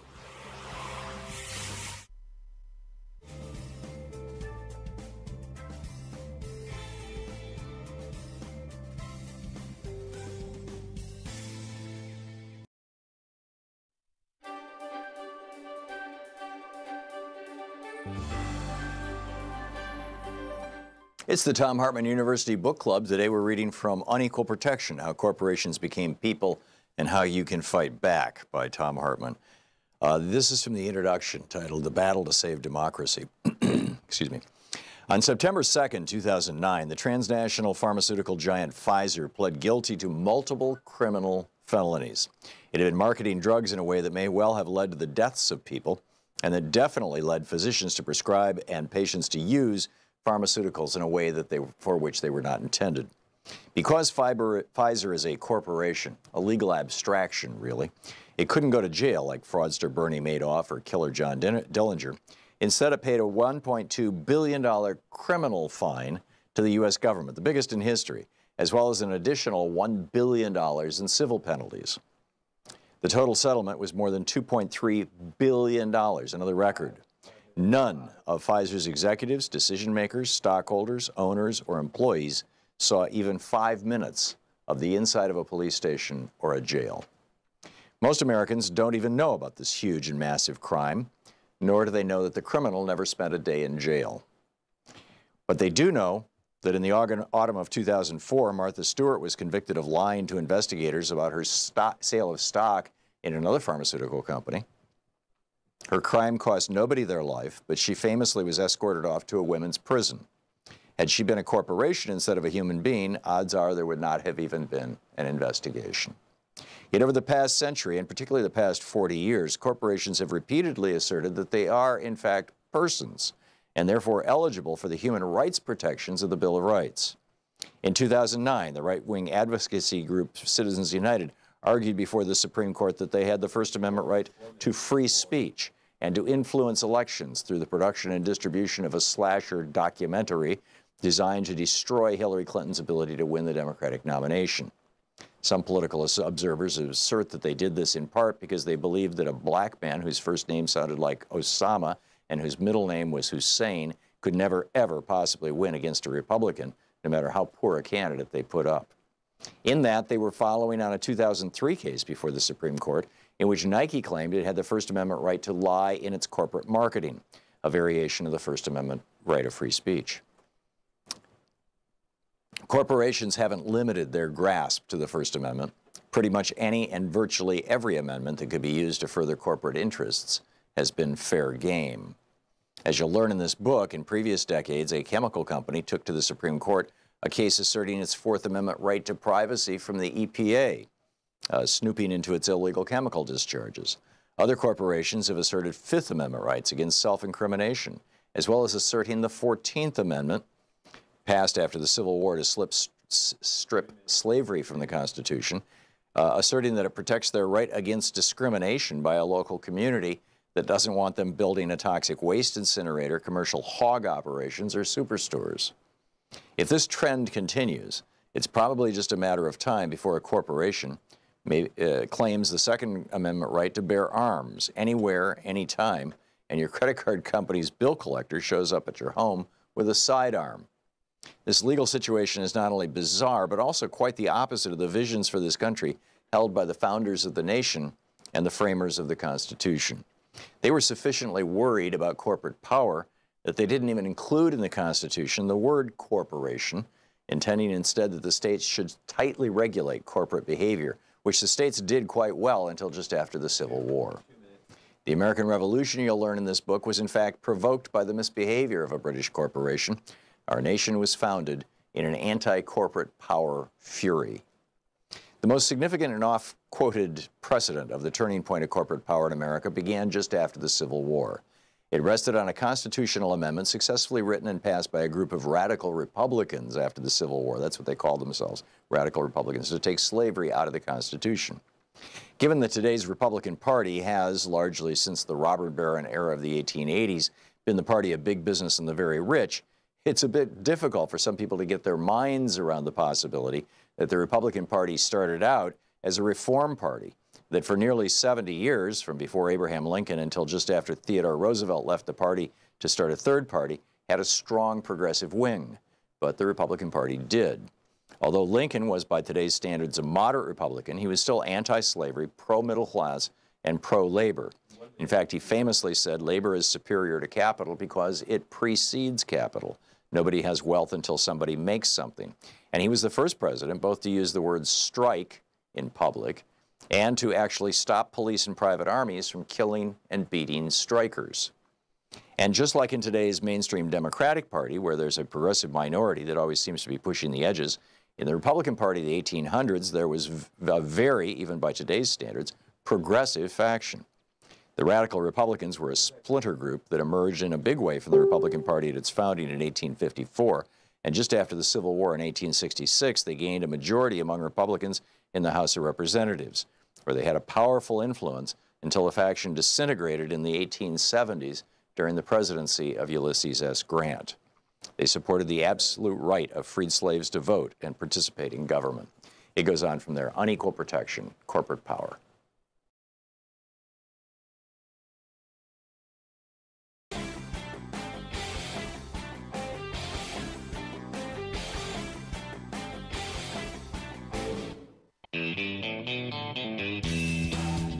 Welcome back. Thom Hartmann here with you. Joy Reid is under attack, I guess would be the right word, from some people. I think probably most of this is coming from the right, frankly. But you know, she and some of her supporters, and I would put myself in that camp. I love Joy Reid, and I think she's great. Are arguing that it's Bernie bros going after her. I haven't seen any evidence of that. In fact, I'm not even sure what a Bernie bro is anymore. But I just wanted to say for myself, I have said things in the past that I'm ashamed of. I've said things in the past that I'm embarrassed by. Every now and then they come back to haunt me.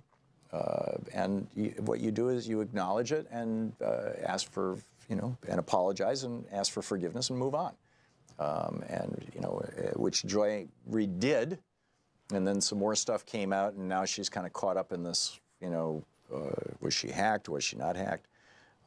I don't really care, whether she said those things or not, and I'm assuming, at least the ones that she admitted to saying, it was, kind of snarky comments about Charlie Crist being, secretly gay and stuff like that. I mean, it was more than a decade ago. It was kind of the way things were. This was when Barack Obama was arguing against gay marriage, let's keep in mind. And I think we all just need to get over it.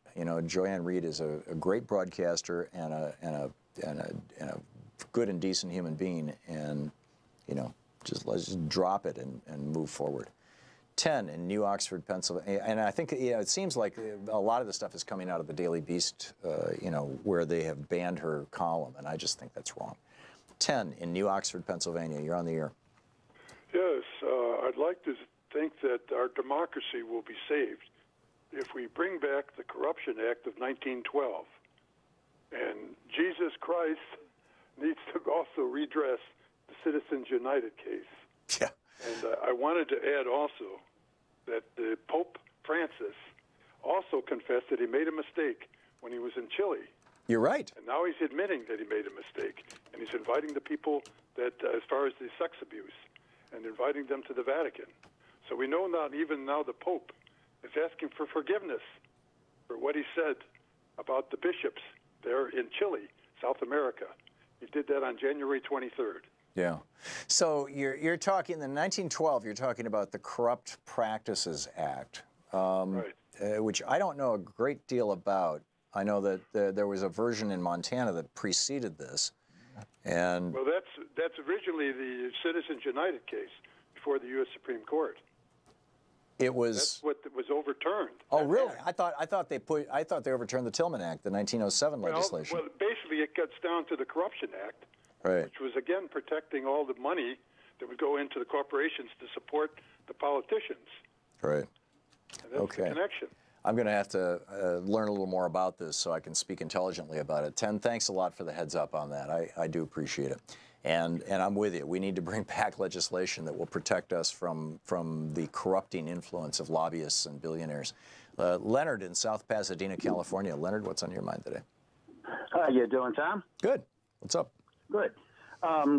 Capitalism is not broken. It's doing what it was intended to do. Hoard. Yeah, make a small group of people very, very rich. That's why we historically have tried to regulate capitalism so that at least its benefits can be distributed over a larger group. But there are always losers in capitalism as well as winners. Yeah, that's sad. Anyway, money is weapons of mass corruption.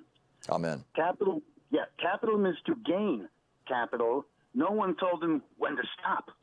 Yeah, there you go. Okay, good ones, Leonard. Good ones. Thank you very much for the call. Conrad in Ramona, California. Hey, Conrad, what's on your mind today? Hi, Tom. With all the talk about race this week, I wanted to get in touch with what science says about it. Mm-hmm. And when the geneticists were finally getting a deep enough, broad enough sample of the gene pools, and they looked at the human race, they were appalled. We're apparently all brothers and sisters, literally. Yeah. Yeah. If you know, you take the darkest man or darkest person from Africa and get the palest Irish person, and you give their samples to a geneticist, they'll say this is a brother and sister who are about to have a child. Yeah. So, and the actual just to add to that, Conrad, there is no specific gene for race. And right. this is exactly. The thing that, you know, somebody needs to tell these white boys down in the South.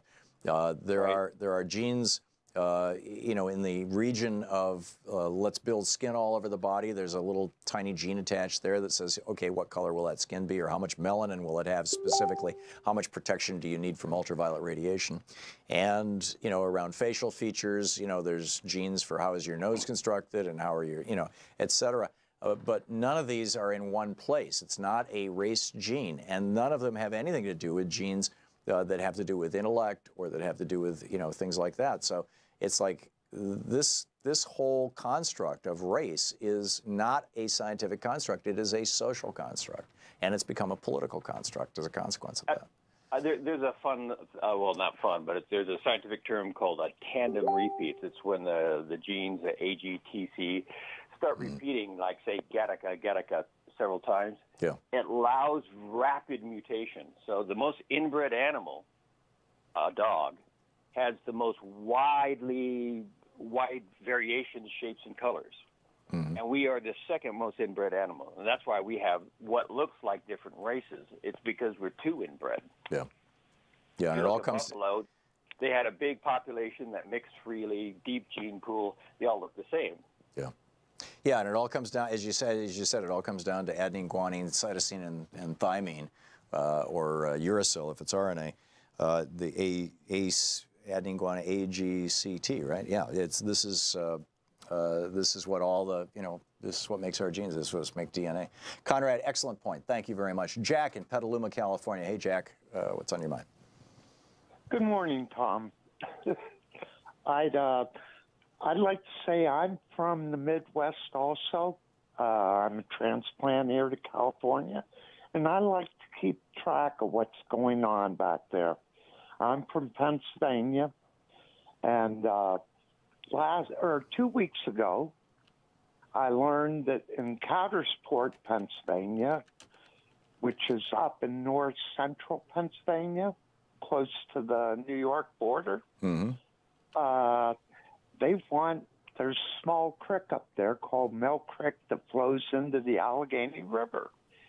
And they want to take waste from fracking wells and put it in that creek, which in turn will flow down through to the Ohio River, which will turn flow down through to the Mississippi River, and it'll end up all across the west or east coast. Right, and it ends up in our drinking water, and it ends up sprayed on crops, and these fracking fluids are made of hydrocarbons. We know that. They're made of, distillates of oil, but because the Dick Cheney caused the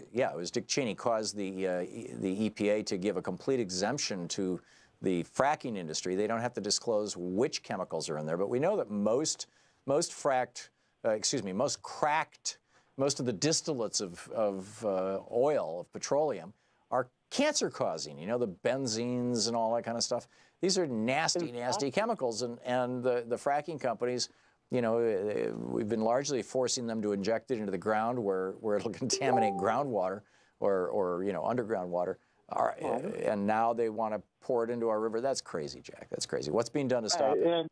And the thing is, Tom, not only that, but yesterday up in Superior, Wisconsin, they had a refinery fire. Now, that refinery manufactures gas, oil, asphalt, and a few other things. And it all that oil comes from North Dakota and the sands, the tar sands. Right. And so they were shutting down this refinery to do maintenance and repair work on it. And the things blew up. And now they're saying there's no pollution, the air's all right. They were fighting this fire all day yesterday. This is, yeah, and we've seen, you know, the Keystone XL pipeline is leaking already. We're seeing, you know, the Dakota Access pipeline has leaked already. We're, you know, the bottom line, Jack, thank you for the call. Well said. The bottom line is that fossil fuels are inherently bad for society, bad for the environment. I mean, they're poison. It's poisonous. You can't drink oil. And if you do, you die, and you know, a painful and awful death. And if you inhale enough of the products of oil, you die of cancer and things like that. And transporting it is dangerous. It's explosive, or it's flammable anyway. And the high fractions, the gasoline and things are explosive. And we have alternatives to this, alternatives that are actually cheaper than fossil fuels when you consider the cost of acquiring the fossil fuels and the costs to society, and frankly to business as well, of burning fossil fuels, what it does to our environment, what it's doing to our planet, the costs of, you know, increased storms, our insurance costs. You know, we're looking at some really serious problems here, purely as the result of fossil fuels. We need to get a handle on this. We'll be back with more of your calls on Anything Goes Friday. It's coming up on 15 minutes before the hour. We're going to check in with Talk Media News, too, in just a few minutes. You're listening to Thom Hartmann. Visit ThomHartmann.com for audio and video archives. We'll be back with Talk Media News in just about 4 minutes. Stick around.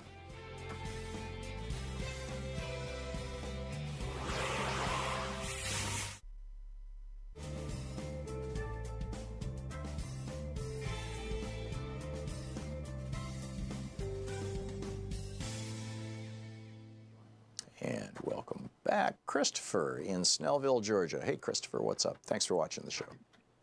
Hey, Tom. So I had a couple questions. I've been looking at a lot of studies from like the Washington Post or Vox, and looking at, you know, the status quo, like economic anxiety, and how a lot of maybe white working class people were voting for Trump. And I was wondering, do you think that Bernie Sanders would have swayed enough voters so that he would have won if he had won the Democratic nominee? And my second question is, you know, you were talking about Matthew 25, you know, 25, 30 minutes earlier, and I was saying, do you feel like someone like William Reverend Barber could possibly reach some of those white voters like Nina Turner's doing with Our Revolution? Because I think a lot of what he's doing, because he's reviving the Poor People's Campaign, which is a lot of the things that, you know, the media doesn't tell you, like MLK was, you know, democratic socialist. He was fighting for universal health care, fighting for workers' rights. I mean, he died in Memphis for sanitation workers. And I was wondering, do you think there's a way to get those white voters who were bamboozled to think that Trump was, you know, looking out for them, but instead looking out for, you know, in total, like, corporate greed?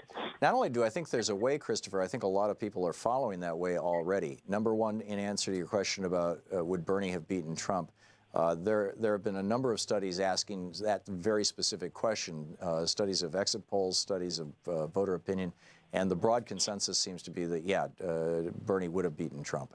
And I certainly believe that to be the case. Number two, well, summarize your second question again. Do you think someone like, because I know Nina Turner, she's doing everything. Oh, that's right, William Barber. Yeah, yes. Yeah. I think that people are waking up, and I know that there are white people responding to William Barber.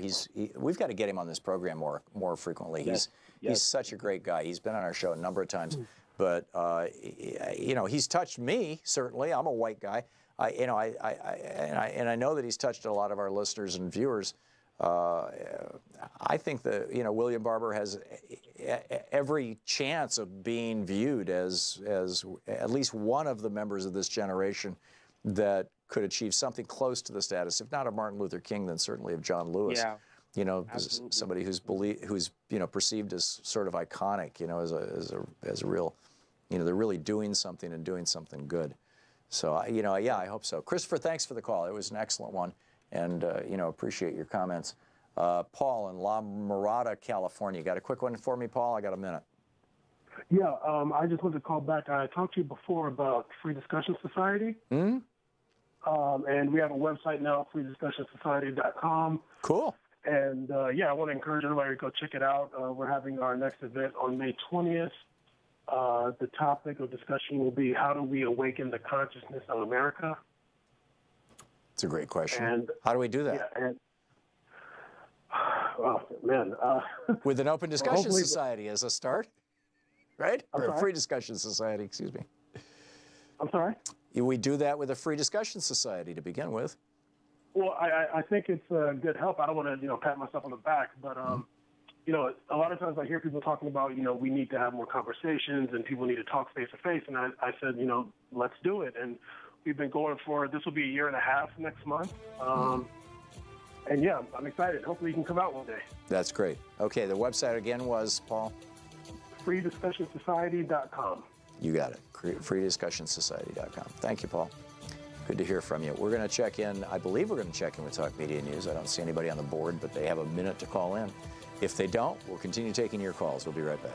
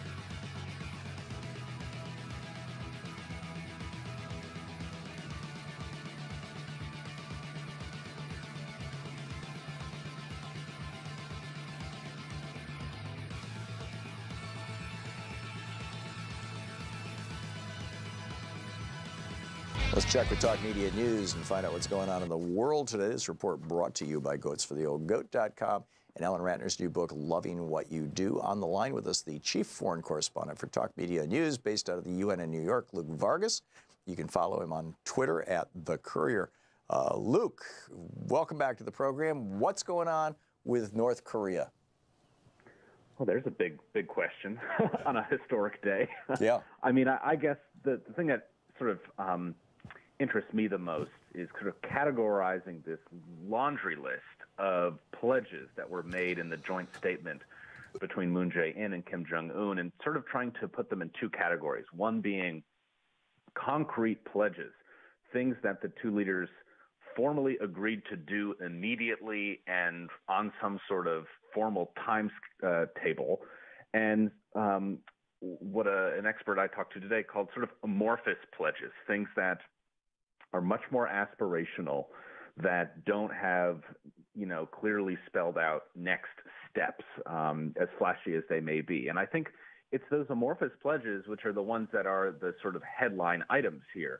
The promise to denuclearize at some point, no timetable there, no next steps. The pledge to end the Korean War. Also, there's not really clear steps about how exactly this goes forward, other than to say more talks will be necessary. There's some sort of aspirational stuff about creating infrastructure, transit links between the two countries, and a peace zone in the West Sea, which is also known as the Yellow Sea, between Korea and China, where these two countries' militaries and navies have faced off in the past. Now, those are all big headline grabbers, but they have been promised before, particularly the promise to denuclearize and the pledge to try and aim to end the Korean War were also part of the summits that occurred in the year 2000 and in 2009 as well. And so I think that's worth noting. The concrete ones are important, but again, I don't think if they were all that was announced, we'd be quite as excited about this. They include a pledge by President Moon of South Korea to visit Pyongyang later this year, which is undoubtedly a good thing because it does illustrate that there is sort of a long-term plan here. This is not going to be a one-off. There are meetings between generals, which are scheduled for next month. They're going to set up a liaison office, as they're calling it, at a border village, essentially a kind of a physical deconfliction site, as opposed to just having a telephone. You kind of put North and South Korean officials in a room together all the time, and they hash out sort of a variety of issues. Family reunifications, which is an emotional issue for the South Korean population, and South Korea promising to stop using their loudspeakers to broadcast propaganda over the border. So again, some important deconfliction stuff there, but really on balance, it seems like the real headline-grabbing stuff, including what President Trump has been so excitedly talking about on Twitter today between tweets about James Comey and Kanye, have been, I think, much more in the column of sort of amorphous pledges and ones that it's kind of hard to know exactly what the next step is going to be. Yeah, very interesting. Meanwhile, Mike Pompeo visited NATO headquarters today. I believe this is his first official, stepping out as Secretary of State. Thoughts on how he is different from Rex Tillerson, and might he heal some of the damage that Tillerson did to the State Department, or was that damage done basically as a matter of policy by the Trump administration more broadly, or the Republicans in Congress who keep defunding, like when the State Department was asking for more money for security to lock down the Benghazi station, the Republicans forbade them from having that money. The initial indications are, and it's still very early, is that Pompeo is going to sort of allow Tillerson's review of State Department financing to continue, but is not so obsessed with sort of gutting it because he does see sort of the value of the State Department, skeptical as he may be about, sort of holdovers of past administrations who are still in senior positions. It does not look like he is going to continue with quite the same fervor as Tillerson, the sort of, purge. And I think we have seen Pompeo, importantly, start to realize how damaging it is for his purposes, in addition to sort of for the country, that there has been a lack of American ambassadors to various important countries. His decision to reappoint this ambassador from Australia to South Korea, I think, is timely and important. Looking at his comments at NATO headquarters today, I think there's some broad policy continuity between him and Tillerson, though the big difference is I don't think, unlike Tillerson, I think there's greater confidence that Pompeo actually speaks for Trump. The allies of the U.S. were very doubtful whether or not Tillerson was speaking with any sort of sign-off from the president when he went around and made all these promises. Because Trump kept contradicting him on Twitter. Right, and so that could end up happening with Pompeo, but I think at least for now, he's being welcomed more warmly by allies. The challenges they face in trying to connect their policies with the U.S. are just as great as they've ever been, but he pledged collective defense under Article 5 of the Washington Treaty with NATO. Right at the onset, he said NATO has never been more indispensable given the threat from Russia. And on the Iran deal, he offered a little clarity, saying there's been no decision made, though he thinks it's unlikely Trump will stay in the Iran deal past May. But he appeared to already be getting along with the German foreign minister, who's going to be crucial in helping to try and rework the fallout from President Trump exiting the deal. So I think maybe a positive day, even if we have to pinch our nose a little bit. Great stuff. Luke Fargus with Talk Media News. Thank you, Luke. Thank you. We'll be back with Anything Goes Friday. You're listening to Thom Hartmann.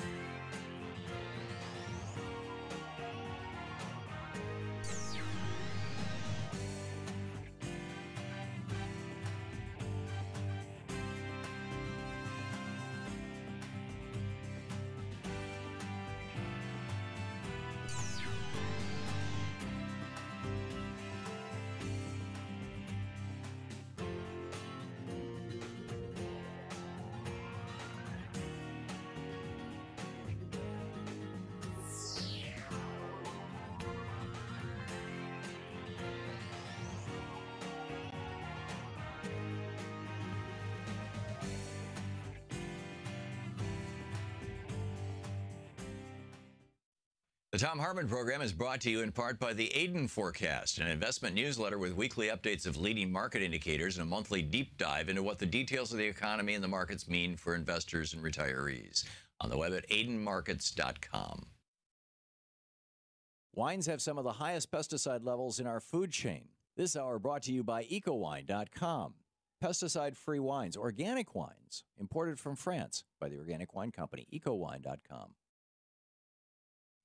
The Thom Hartmann Program is brought to you in part by Super Beets. Super Beets are sourced from non-GMO beets, and they're packed with dietary nitrates, helping to produce nitric oxide for more energy, stamina, and support for healthy blood pressure levels naturally. Call 800-568-9889 or go to tomsbeets.com. That's 800-568-9889, Tom's Beets, THOMSBEETS.com.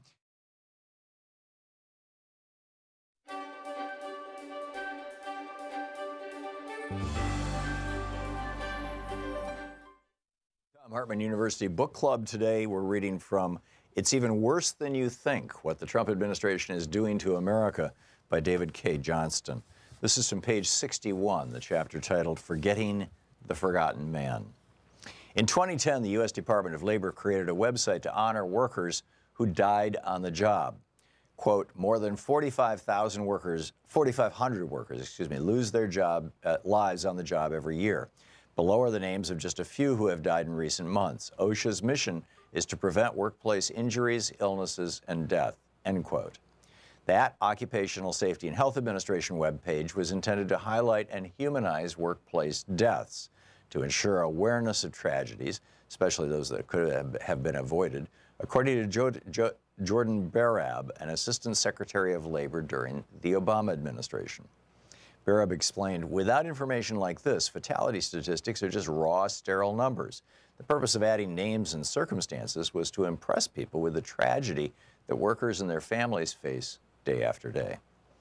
In August 2017, Trump's Labor Department quietly removed the preamble and the names when it killed the web page. It also took down, without public announcement, the fatality inspection data for all years prior to 2017. Those were just two of many other Trump administration actions inimical to worker safety. Others included no longer posting press releases about deaths resulting from unsafe working conditions, delaying rules to reduce sickness and death from inhaling silica and beryllium at work, delaying rules to lower the risk of railroad engineers and truck drivers falling asleep at the switch or wheel because of untreated sleep apnea, and the appointment to the Supreme Court of a judge who held that a company had the right to fire a worker who chose not to freeze to death on the job. A reasonable person listening to Donald Trump's inaugural address would never have expected these and other actions, assuming he believed what Trump said. Trump declared, "The forgotten men and women of our country will be forgotten no more. You came by the tens of millions to become part of a historic movement, the likes of which the world has never seen before. At the center of this movement is a crucial conviction that a nation exists to serve its citizens," end quote. Those men and women were forgotten again the following week. And it's not just workers whose interests were forgotten, not to mention who were put in danger. By deciding not to implement a rule to reduce the chances of truck drivers and train operators falling asleep at the wheel, Trump put at risk the lives of families driving along the highway, people riding on passenger trains, and many others. The White House called it President Trump's war on regulation. In his weekly radio address in early May, he declared that we've removed one job-killing regulation after another, and they're not pretty, and they're going. And believe me, we're just getting started on regulations. They're gone. Removal of data on workplace deaths, which averaged 13 per day, infuriated Jordan Barab, who was Obama's number 2 at OSHA. As a private citizen, Barab created a web page to keep track of the names of the dead and the reasons they were killed on the job. He called it, "OSHA won't tell you who died in the workplace, we will." After the election, Barab's concerns that the Trump administration would be bad for workers increased when he asked where the Trump beachhead team was and learned that none was coming. Each incoming administrator sends people to scope out federal agencies, learn who does what, and get a feel for the place in advance. Then the incoming administration sends its landing team, the people who will initially implement its policies for each agenda, or at each agency. When no beachhead team came up, Barab figured it meant worker safety simply was not a priority for Trump. He hoped that was the worst of it, nothing more than apathy about worker safety. But when the landing team arrived, Barab realized trouble was coming for American workers, and it was not official apathy, but the start of assaults on workers' rights and safety.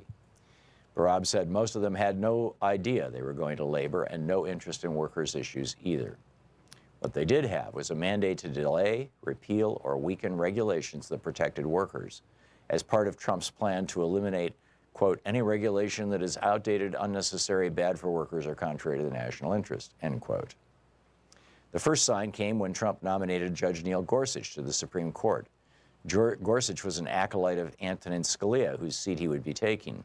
Like Scalia, he said statutes should be literally read, and if that made no sense, well, that was a problem for Congress. Also like Scalia, he had a habit of consulting dictionaries, often following Scalia's practice of relying on the third, fourth, or even lesser definition of a word when it supported his jurisprudence.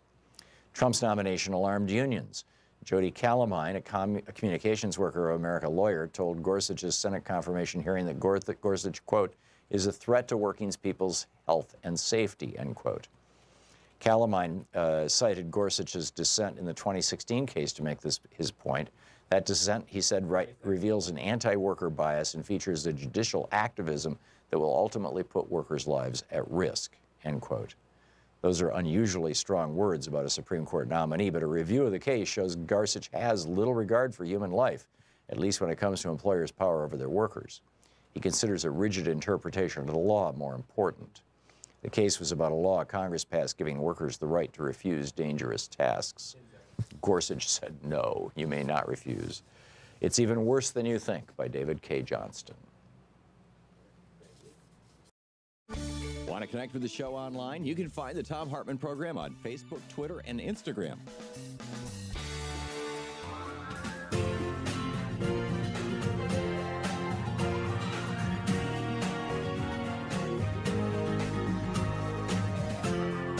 This is the Thom Hartmann Program. It's the Thom Hartmann Program here helping you win the water cooler wars. And it being Anything Goes Friday, let's go right to your calls. Wayne in Chicago. Hey, Wayne, thanks for listening to WCPT. What's on your mind? Okay, thank you, Tom. TGIF to you. Amen, Wayne. Yes, Tom, quickly, I want to talk about, you know who Barbara Starr is, right, for CNN reporter? Yeah. Okay, now this is a report she did back in September of 2013. Mm-hmm. This is 1 month after the first chemical attack in Syria. Okay. Okay, the title is Pentagon Proposes Training Moderate Syrian Rebels. Okay, here's an excerpt from that story, straight from her verbatim.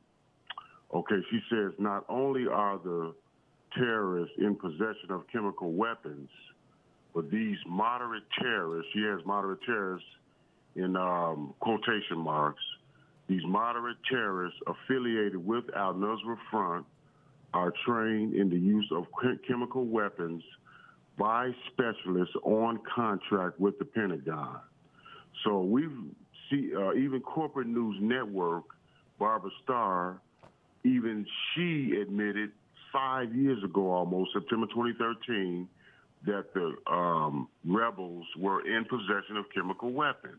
And also the Organization for the Prohibition of Chemical Weapons, OPCW, they went over there and they didn't find any evidence of chemical weapons. And also, we attacked, this last attack was on like Friday night. United States, the UK, France, they all knew that the inspectors were supposed to get there and start inspecting Saturday morning. So they attacked right before the inspectors were supposed to get there. The inspectors still came over afterwards and found no evidence of chemical weapons. So it's the rebels now, not Assad. I expressed my skepticism at the time, and I'm very reluctant to take a position that might be perceived as Russia's position, frankly. But because they're saying it wasn't the government of Assad, but I couldn't figure out what possible upside there was for Assad And there's an upside to this chemical attack that is blinking in neon for the ISIS and Al-Qaeda guys, which is that suddenly we're fighting on their side if they can, convince us. Now, I guess the good news is that Trump's airstrikes basically did nothing. They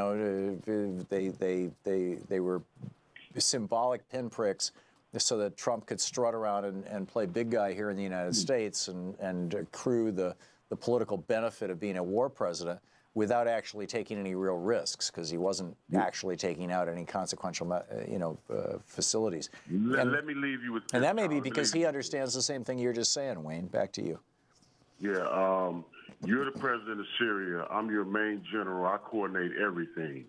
Okay, we've had a long, tough battle, but finally we're getting rid of these jihadists out of Syria. Now, I come to you. You're the president of Syria. Mr. President, I got an idea. Why don't we bomb innocent women and children and make the United States mad at us so they can come over here and bomb us when we're getting ready to get rid of Al-Qaeda? Don't you think that's a good idea, Mr. President? Right. It's a crazy idea. You're absolutely right.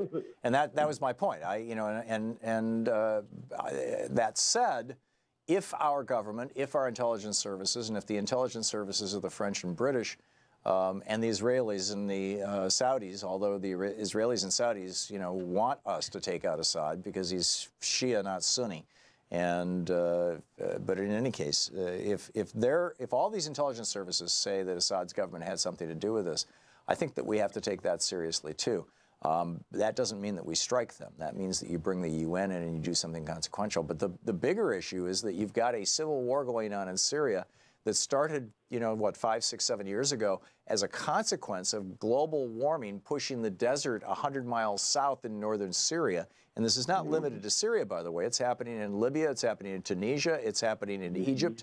And as that desert is moving south, it displaced, in the case of Syria, over 1 million farmers who ended up in Damascus and some of the other big cities as beggars and malcontents, and that was the beginning of the Arab Spring. That was the beginning of the civil war in Syria, and we're not acknowledging the role that we played in changing the atmosphere enough that now global warming is creating this mass refugee crisis that the Syrian government handled very poorly. I would be the first to tell you, shooting people when they're protesting, which is how this all started, is stupid. But, this is where we're at, and it's not one simple thing. You got at least 7 different parties inside Syria right now, from the Turkish Kurds to the Syrian Kurds to the Iraqi Kurds to Al Qaeda guys, the Al Nusra Front guys, to the Shia guys, the Hezbollah, to ISIS. I mean, they all have their own agendas. Plus, there's probably some drug lords in there, and it's nuts. Macron said he had indisputable proof. He showed nothing. He even came here with a joint session of Congress. He hasn't shown us any indisputable proof whatsoever. Yeah, I would like to see some. Wayne, thank you for the call. I don't want to belabor this, but I share, at the very least, I share a healthy skepticism and some serious concerns about this. David in Woodland Hills, California. Hey, David, what's on your mind? In light of the incel movement, I'd like to make the case for legalized prostitution. Now, for people who don't know what you're talking about, the incel movement are these young white men who consider themselves involuntary celibates because they can't find a woman who will hop into bed with them. And apparently the guy in Santa Barbara who killed a bunch of people because no woman would sleep with him had never even approached a woman. He just expected women to walk up to him and say, hey, let's go screw. And this guy who killed a bunch of people in Toronto was praising the guy from Santa Barbara, who they're all calling Saint so-and-so, and saying that he was going to kill people, and the majority of the people that he killed with his van were women in Toronto. So back to you, David. So I have 6 quick points, and I'd love your comments. Number 1, you wouldn't have the incel movement. Number 2, it creates an additional tax base. Wait a minute, let's start over again. You wouldn't have the incel movement if what? If we legalize prostitution. I see, okay. And number 2, it creates an additional tax base for the good of society at the expense of organized crime. Okay. Number 3, it is safer physically, no more violent pimps. And 4, it is safer medically, mandatory testing. 5, it is proven to create far fewer rapes. And finally, 6, some of these awkward men and women would lose their shyness around the opposite sex, enabling them to maybe form real relationships. I can't dispute any of those points, although the rape one has been disputed, I know, on both sides vigorously for decades. But I, broadly speaking and in principle, support legalized prostitution, although this is something that falls more heavily on women than it does on men. And so it's kind of like one of those areas like abortion, where I'm not sure that men should have that much say in it. But on the other hand, I don't know a mechanism to only have women vote on abortion or prostitution. Except that it would also be available for women who have trouble with the opposite sex. Oh yeah, there are male. I've a friend of one of our very best friends in Australia is a psychologist there, and his son runs a brothel, and a legal brothel in Sydney, and owns it, in fact. And I believe that they provide male services as well as female. I haven't visited the brothel, but I've met his son and some of the people who work with him. And Louise and I have had dinner with them, and it seems like it works there. I mean, but my experience is very limited in this area, and I'm certainly not an expert on it. But the libertarians have been pushing this forever. They call it victimless crimes. I'm not sure I'd go that far. But the other point, David, I'd make is I'm not sure that would blow up the incel movement, because these incel guys, they have access to prostitutes right now at a fairly low risk in most parts of the United States. They just don't want to spend the money. David, thank you for the call. This is the Thom Hartmann Program. I mean, prostitution may not be legal in the United States, but it is widely available. We'll be back.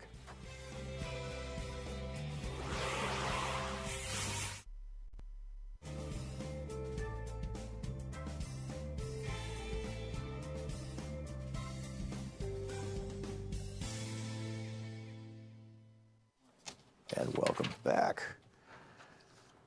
Boll & Branch there. Okay, Norma in Montgomery, Alabama. Hey, Norma, what's on your mind today? Thanks for watching Free Speech TV. I have been watching off and on MSM, trying to see whether or not there's any coverage of our new memorial and museum here, the Equal Justice Initiative Museum. Is this the memorial. One that is memorializes the lynchings with the hanging names of the people? Yeah, I've seen the pictures. Yeah. It's pretty powerful. Yes, it's a very powerful memorial, and the lines are out the door, and we have had a lot of important people come in to see the memorial and to go through the museum. But for anybody who has not heard anything about this, I would like to ask them to please go out to the EJI site. And Equal Justice Initiative was started in 1994 by Brian Stevenson. And this is a 6-acre site. It's very impressive. It's astonishing, and it's very moving. And I have not seen anything on CNN or MSNBC or even Fox, about this thing. And so for those of you who don't know about it, I suggest that you make plans to come here to Montgomery, Alabama, and see this, because it's just something that you have to visit to understand. Mm-hmm. And sort of like the Holocaust Museum, the Yad Vashem. Yeah, it gave me the same feeling when I stood on the Arizona Memorial at Pearl Harbor. Mm. And I'm thinking about all the people who have died, and this is, it doesn't even they don't even have all the names of the black people who were hung and shot and murdered and killed and dumped. It's 4,000 names right now, but to collect them through the years will be a chore because so much time has passed. Yeah. But this is a very important memorial, and the museum is moving. And I would like I said, I'd like to invite everybody to come to Montgomery, Alabama, and see this. Great, Norma. Thank you very much for the call and for the heads up on that. John in McKees Rocks, Pennsylvania. John, we have a minute to the break. What's up? Okay, I want to talk about their so-called reason for the attack on Syria, because they said that Assad used chemical weapons. Well, don't the police use tear gas on people protesters. Our police do, which but is- that's not a lethal chemical weapon. That's merely an Actually, irritant. it's Geneva Convention. They banned it to use the tear gas, and also they put drugs and toxins in your drinking water, including chlorine. So they're doing it. They're doing chemical weapons to our own people, and I think that's a bunch of hypocrisy that we bomb other nations. That's a stretch, because John. They claim they use it. If you know, yeah, tear gas has been criticized, if not prohibited, by at least one of the Geneva Conventions as a weapon of war. But as a weapon for policing, I don't think so. And it is not. My last comment, real quick, is about how come the mainstream media hasn't even said these in the military-industrial complex, all their like Raytheon or whatever they're called, their stocks all skyrocketed when we bombed Syria. Sure. The mainstream media will not report that at all. They make profit on this. Yeah. Oh, the media, they get eyeballs. Their ad rates go up. They love these little wars. And you're absolutely right. The military-industrial complex has to, you blow up a bunch of bombs and missiles. Each one of those things are, probably $1 billion, and somebody's got to make them again. John, thanks for the call.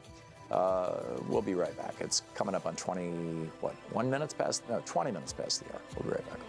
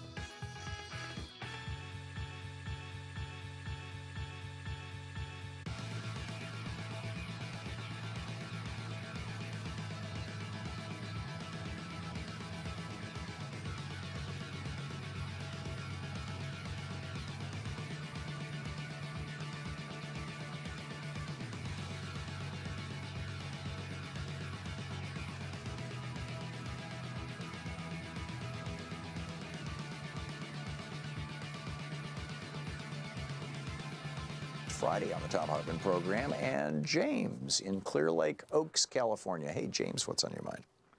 Well, Tom, the other day I heard that Bitcoin is now being embraced by Wall Street as some sort of, officially recognized vehicle for investment. In some nooks and crannies.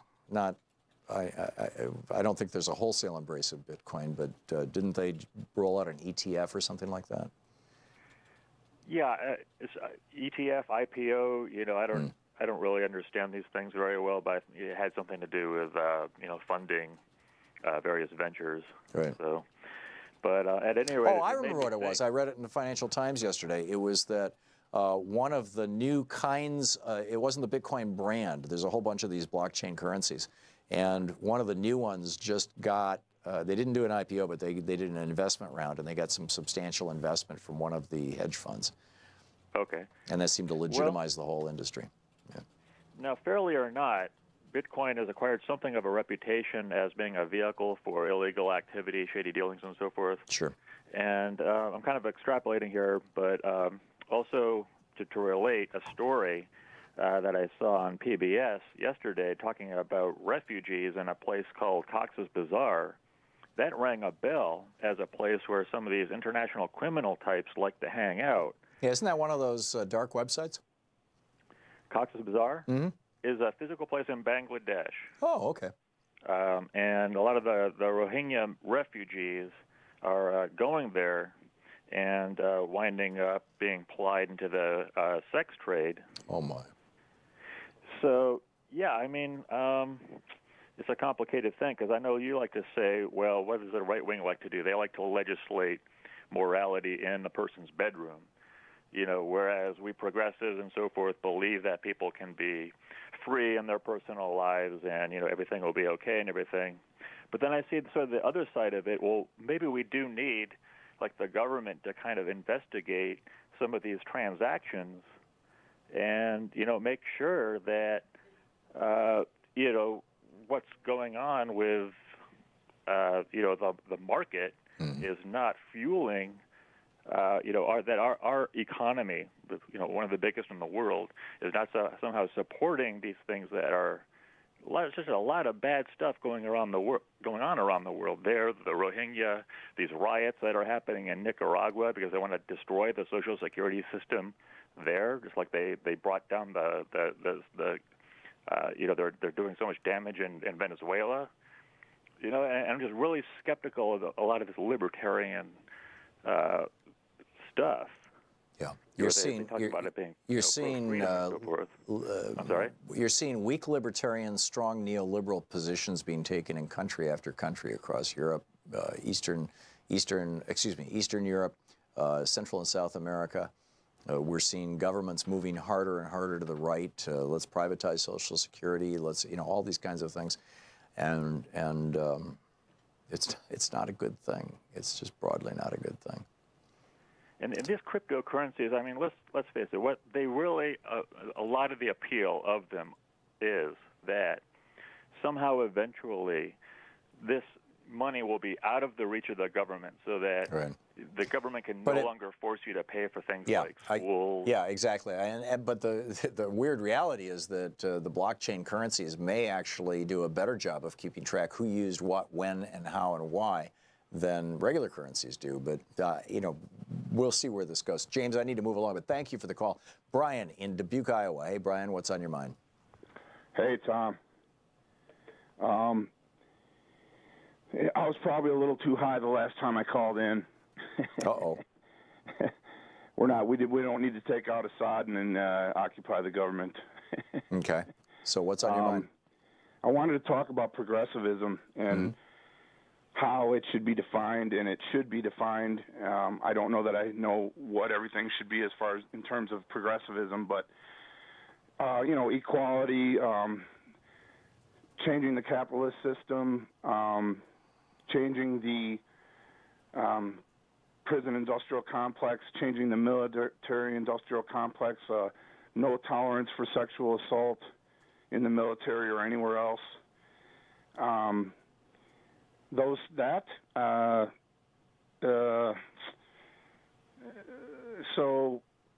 And then self-awareness. How important is it to be able to get people to become self-aware and to discriminate what's being said to them, every little tiny thing that's being said to them, and what may be being inflected, and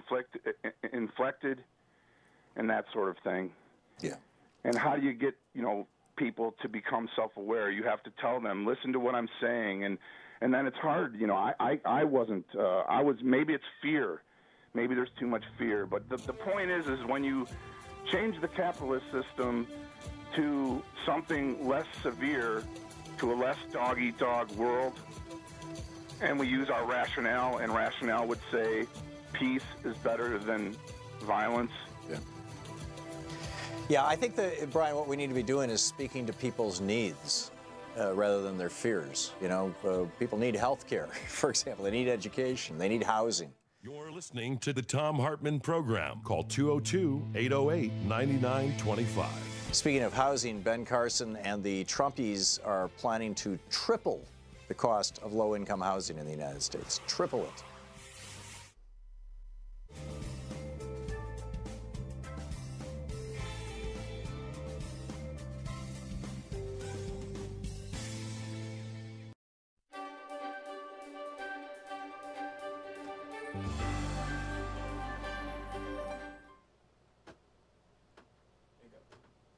It's the Thom Hartmann University Book Club, and today we're reading from Creating Freedom by Raul Martinez, The Lottery of Birth, The Illusion of Consent, and the Fight for Our Future. This is from the preface. Free markets, free trade, free elections, free media, free thought, free speech, free will.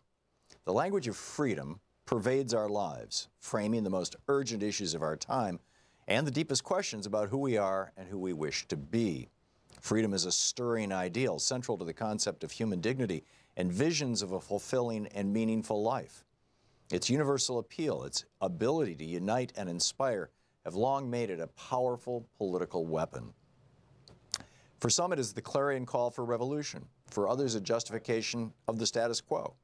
Academics, think tanks, religions, political parties, and activists have recast the concept in different ways. In the scramble to define it, the ideal of freedom has been pushed, pulled, twisted, and torn, expertly molded to suit the interests of those with the power to shape it. Even as they steer our economies, democracies, and judiciaries, today's dominant conceptions of freedom are unknown to most people. They are part of the conceptual framework upon which society has been built, framing our thinking on everything from punishment and reward to capitalism and democracy. But this foundation, mixed as it is with myth and illusion, is crumbling.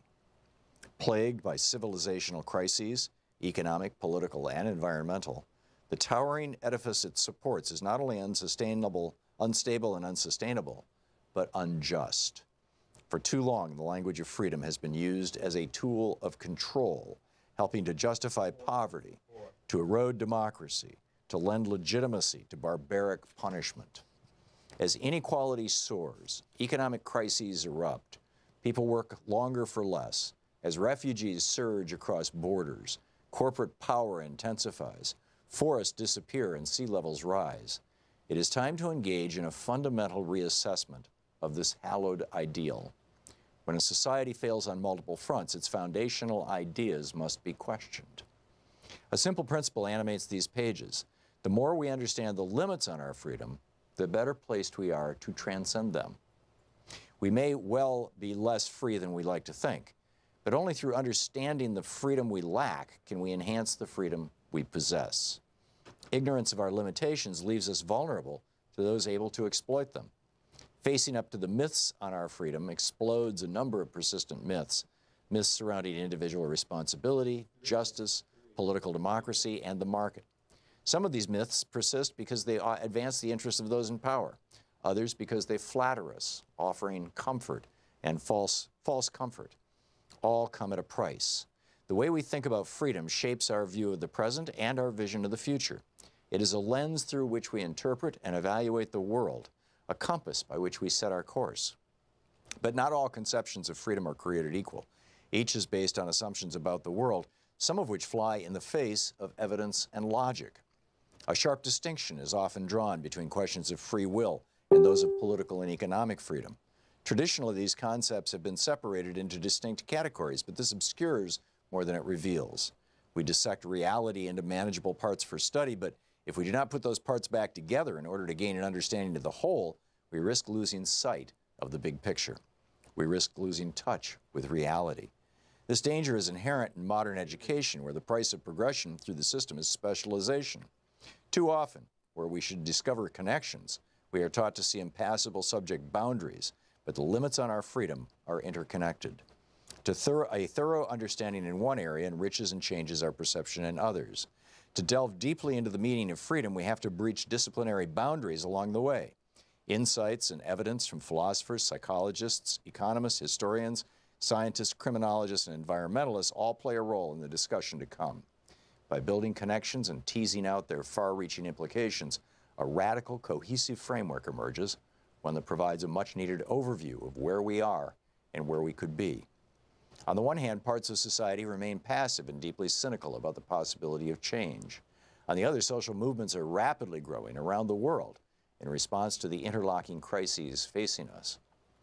More and more, people are questioning the systems that dominate their lives and diminish their liberty. Against this backdrop, it's time to reclaim the ideal of freedom for the urgent task of putting people and planet before profit and power. We need a movement born of a shift in consciousness, one that will challenge the assumptions upon which our society is founded. To value truth, that elusive but all-important ideal, is to try and follow it beyond the shell that encloses our present understanding, to break through the defining labels of our inherited identity, the disciplinary boundaries that characterize our education, and the limits set by society and our imagination. This book challenges ingrained assumptions about ourselves and the world and calls for an urgent transformation in our thinking and behavior. It is a manifesto for deep and radical change. Through the prism of freedom, it examines the limitations of our dominant ideas and the failings of our current system. but it also explores the great potential that exists to create something better. Creating Freedom by Raul Martinez. The book.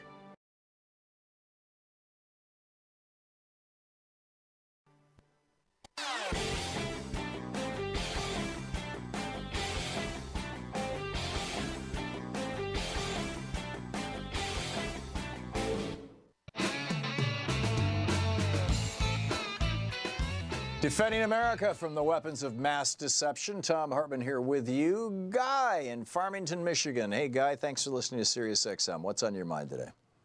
Hey, Tom, been listening for years. Great to finally talk to you. Thank you, Guy. Thanks for calling. I see that Senator Gillibrand has introduced something that's you've spoken about, a postal banking bill. Yeah, Bernie first started pitching that on this show 14 years ago, and I thought, yeah, cool idea. Yeah, it sounds great. I mean, she's going to, the interest rate that people can borrow up to $1,000.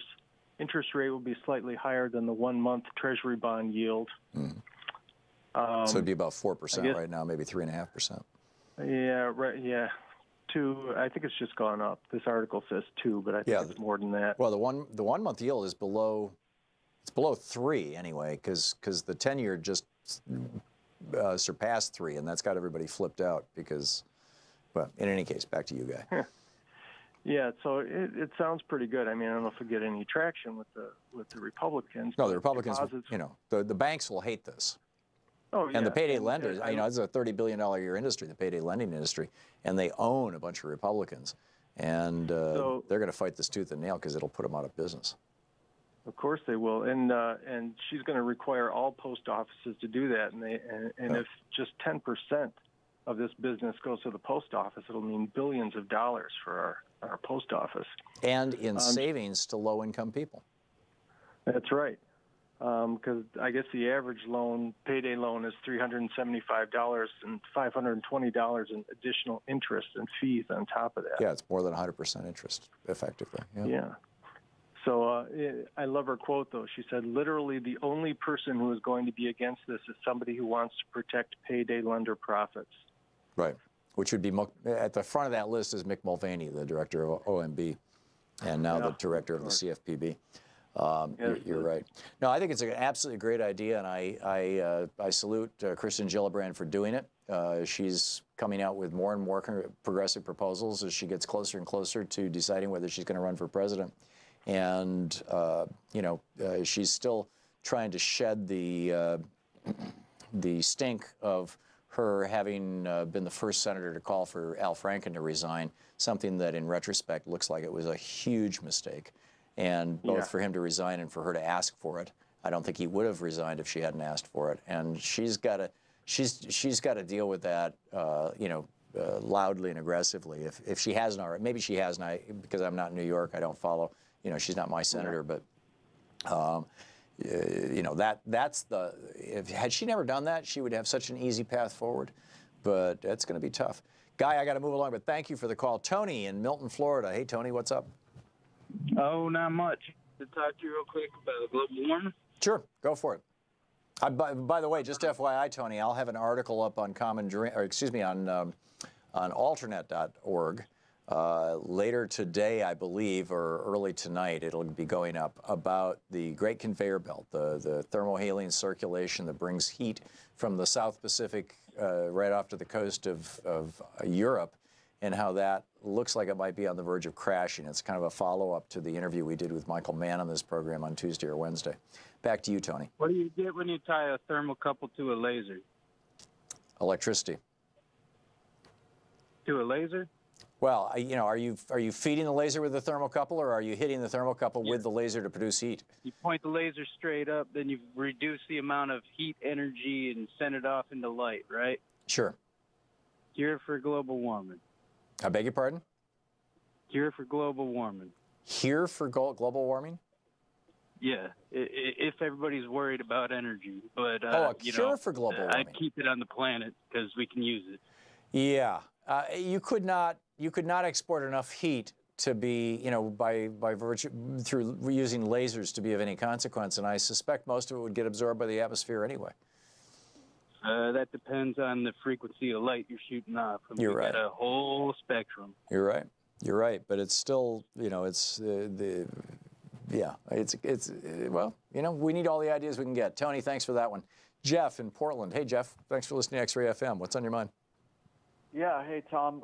Thanks for taking my call. Glad you're feeling better. And I thought Jefferson Smith did an admirable job filling in for you. Yeah, he did, and a big thank you to him for that. He's a good guy. And of course, you can hear him, I think, most weekday mornings on X-Ray FM. He does a show just before mine. Yeah, very smart guy. Yeah. I wanted to discuss guns and militarism, but before getting into that, I want to, in reference to an alternate piece you did 3 weeks ago with Lamar Waldron, I wanted to bring up, it's called Donald Trump and Paul Manafort Revive Nixon's Race-Based Hate Strategy for the 21st Century. Yep. And in reference to that, I wanted to ask you, Tom, do you think we need to have legislation that bans displays of the Confederate flag, just like in Germany? You've talked about how it's illegal to have displays of Nazi flags. I don't. And I think that if we did, you would drive it underground, and you would also solidify, I think, the opposition. I think rather what we need to do is what Germany did for years and years and continues to do, is, although you're correct, they do, you know, it is illegal to display Nazi either memorabilia or even modern-day Nazi swastikas and things. But the main thing that Germany did is they built into pretty much every year of public school education, starting around the, I don't know, 3rd or 4th grade, something like that, they built into it information about the Holocaust, about what their country did, how their country was responsible, you know, the horrors that they inflicted on people. We need to do that about what the Confederacy did. We need to start characterizing the Confederacy as traitors, as, you know, as Robert E. Lee as a guy who committed treason, and by the way, toward the end of his life, asked that nobody ever put up a statue to him or of him, because he thought that, you know, that horrible period of American history should be forgotten rather than memorialized or celebrated, and that the final Confederate flag was not the Confederate battle flag that's on the Louisiana flag. It was a white flag. You know, they surrendered. They lost. And that, you know, if we had a comprehensive public education, I'll never forget when Louise and I always lived in the North. I grew up in Michigan, we lived in New Hampshire, we lived in Vermont, and then we moved to Atlanta, Georgia in 1983, and put our kids in the public schools, you know, and I remember when one of my kids came home and said, hey, you know, I said, what did you learn in school today? Oh, today we learned about the war between, no, today we learned about the war of northern aggression. And I'm like, you know, really? Yeah, you know, the big businessmen in the North, they were ripping off all these small farmers down here in the South, and so the farmers rose up in revolt. And I'm like, well, that's not what I learned in school in Michigan, you know, because it was the North. And you know, what we need is a good, honest education system that teaches people that we committed the largest genocide in the history of the world. We killed somewhere between 50 and 100 million Native Americans, and then we were also the largest purveyor of chattel slavery in the most systematic, which is what was so horrifying about Hitler's final solution, was how cold and mechanical and efficient, you know, that whole machine, that death machine was. Well, we had a cold, mechanical, efficient, you know, slavery machine here, which was also a death machine for many slaves. And we don't acknowledge it. We don't acknowledge the sins that this country was birthed in. And until we do, we're going to struggle with this, where you're going to continue having, you know, white people who are ignorant of their own history coming up and getting in our faces, Jeff. I agree, Tom. Yeah, so, and I mean, what made me think of the question for you was that, coincidentally, a couple weeks ago in Michigan, there was a group of people outside of school circling the school in their trucks and cars with Confederate flags displayed. Right. So it's unfortunately, it's not limited to the South. Yeah, and if everybody who saw those guys with those flags was thinking, why, you know, why are they memorializing traitors? And if those guys had been raised knowing that, they would be pretty embarrassed by that. But instead, they're proud of it because, you know, they see the you know, all this stuff on Fox News with Confederate flags and NASCAR and Dolly Parton and Sean Hannity and all that stuff. Jeff, I got to move along, but thank you. Excellent points all. Gary in Arlington Heights, Illinois. Hey, Gary, what's up? Good morning, Tom. Yeah, just on the firing of the priest from the house. Right. Refresh my memory. Wasn't it a couple of months ago that Trump came out on in favor of the revoking the Johnson Amendment? Yeah, he campaigned on that. He campaigned on that, and I believe it has not yet happened. I keep wondering if it was built into the tax reform bill or into there was an omnibus spending bill before that. But I think that if it had, I would have noticed. But you know, that was one of his promises. Yeah, so that pastors, evangelicals especially, could preach politics from the pulpit. That's exactly right. And in fact, I mean, and now this guy gets sacked for expressing his opinion. Yeah, exactly. Welcome to the hypocrisy of the Republican Party. And by the way, basically since the George W. Bush administration, the IRS has not been prosecuting churches and pastors and megachurches and ministries and radio and television ministries who engage in naked political speech. The IRS has not been doing that. I was hoping when President Obama became president that he would direct the IRS to do that. He failed to do that. Bush put a kibosh on it. And obviously, Trump is not prosecuting these people either. Gary, thanks for the call. You're listening to Thom Hartmann. Visit ThomHartmann.com for audio and video archives. And by prosecuting, I'm not talking about putting them in jail. I'm talking about pulling their tax-exempt status. We'll be back.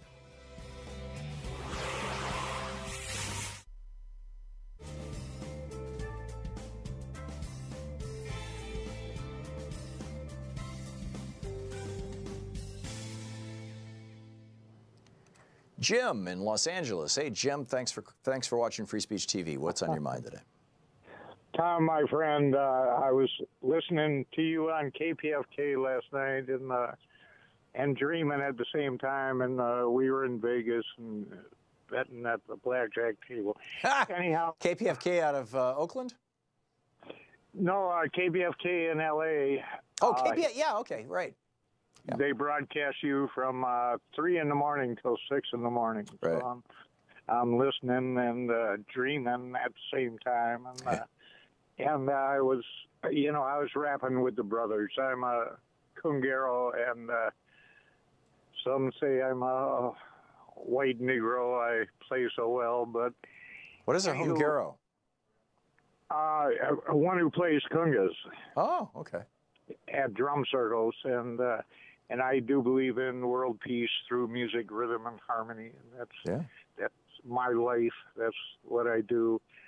Anyhow, one of your callers had once made you say something, but I would like you to say that it's the Fox Nixon new GOP TV. Yeah. That's what Fox is.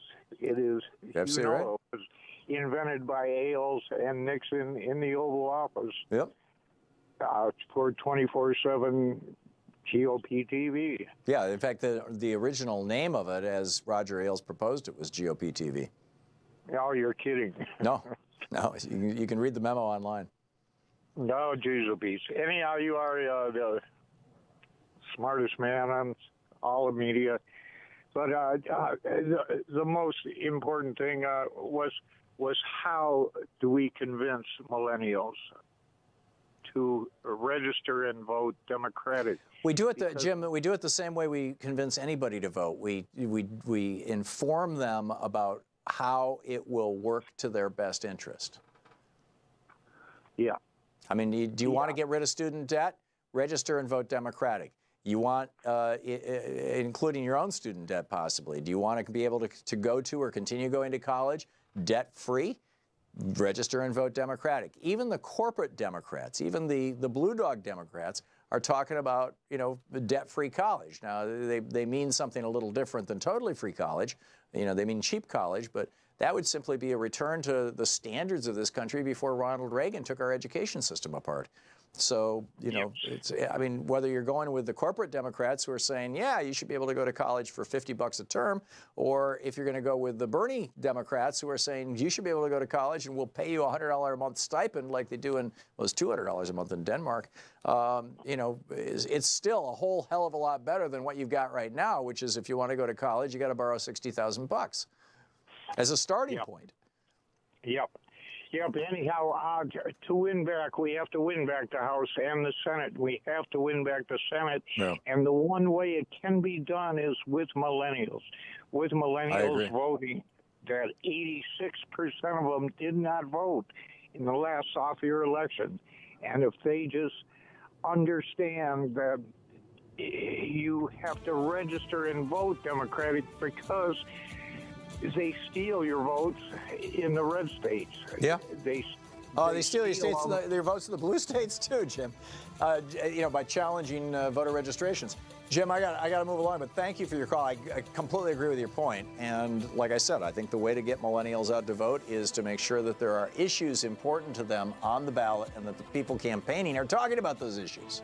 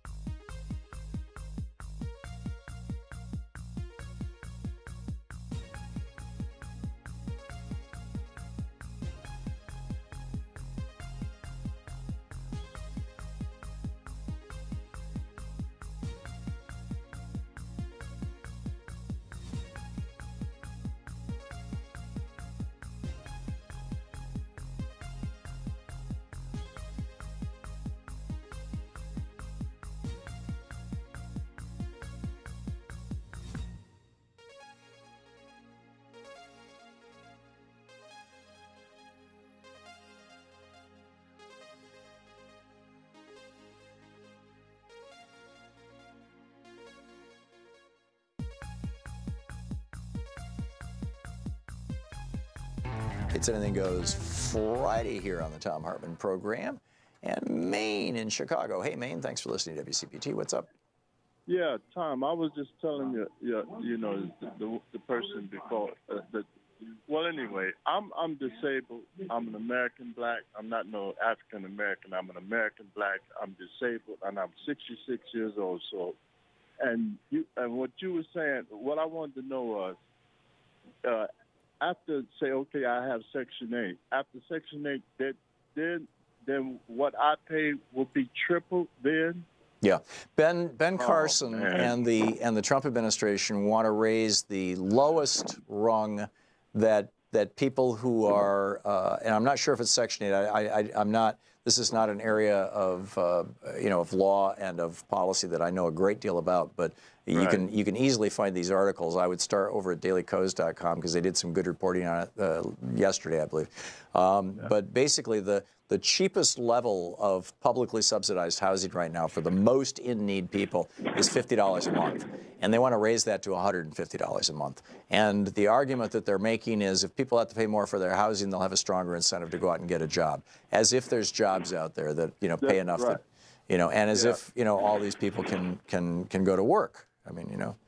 Yeah. Well, and what to me, Ben Carson and Clarence Thomas, they're self-haters, and they hate themselves so much that they dislike their own people, and it seems to me any way they can, where they can hurt their own people, that they do that. I'd never considered Clarence Thomas a black man since he got into the Supreme Court, especially the way he got in there. Well, they're selling this argument, Maine, that Kanye West bought, which is that a government that supports poor people keeps those people in poverty by supporting them. And what actually happens is a government that supports poor people is more likely to help them break out of multi-generational poverty, because now their kids can go to a decent school, now they can get health care, now their teeth aren't falling out, they're not, you know, dealing with medical crises all the time, and they've got a decent education. But you know, conservatives refuse to pay attention to reality in the real world. Maine, Right. go ahead. Yeah, correct. I mean, to real reality, if they want to really do this, then, like you said, we need a free education, and not just where, like, $60,000, $70,000 just to start school. Right, and we need good public schools. Yeah, go ahead.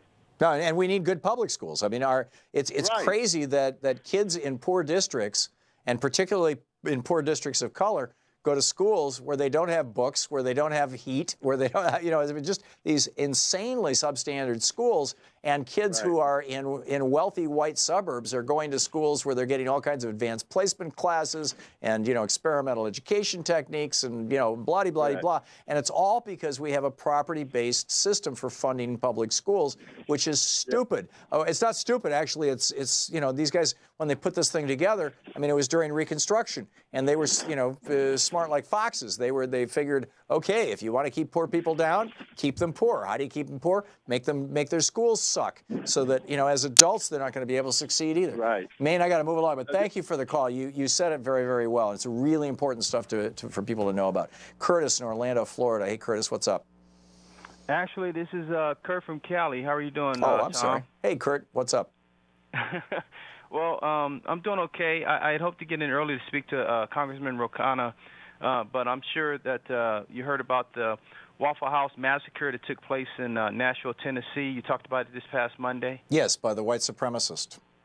He killed 4 black people. And I'm actually seeing if I can throw up some flares and see if there could be an FBI investigation, because I'm very upset about this, because earlier that day, just less than 270 miles away, there had been an all-day neo-Nazi rally, and ended with a burning of a swastika, not a cross like the Ku Klux Klan usually do. They had an actual swastika, and they burned it. And it's only a 4-hour drive between the two, but I'm just wondering if this guy was motivated at all by what had happened. Either he may have been there, because the shooting took place at 3:25 a.m., just long enough for somebody to have driven from Draketown, Georgia, all the way to back to his house in Nashville, Tennessee. And this guy was on something, had to be running around with half naked. But I can't raise a family in a world knowing that my son someday could be, I don't have kids yet, but I refuse to bring one into this world, knowing that my son could be sitting somewhere minding his business, and a neo-Nazi can just walk in, shoot him, and he gets taken alive. He doesn't get shot, you know, unarmed like every other African American accused of some kind of crime. It's just, this is ridiculous, and I'm getting fed up with it. Well, at least they didn't stop at Burger King to get him lunch on the way to the jail. You know, it's.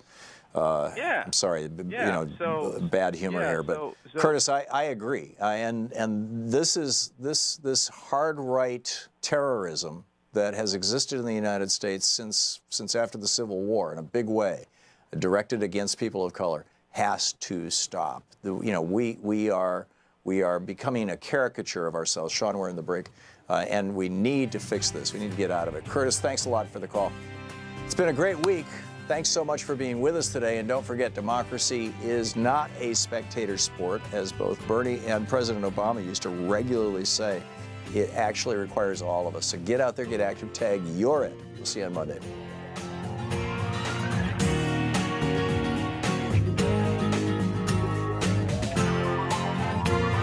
You've been listening to Thom Hartmann. For audio and video archives, visit thomhartmann.com. The Thom Hartmann Program is brought to you in part by the Aiden Forecast, an investment newsletter with weekly updates of leading market indicators and a monthly deep dive into what the details of the economy and the markets mean for investors and retirees. On the web at aidenmarkets.com. Wines have some of the highest pesticide levels in our food chain. This hour brought to you by ecowine.com. Pesticide-free wines, organic wines, imported from France by the Organic Wine Company, ecowine.com. The Thom Hartmann Program is brought to you in part by Super Beets. Super beets are sourced from non-GMO beets, and they're packed with dietary nitrates, helping to produce nitric oxide for more energy, stamina, and support for healthy blood pressure levels naturally. Call 800-568-9889 or go to tomsbeats.com. That's 800-568-9889, Tom's Beats, THOMSBEETS.com.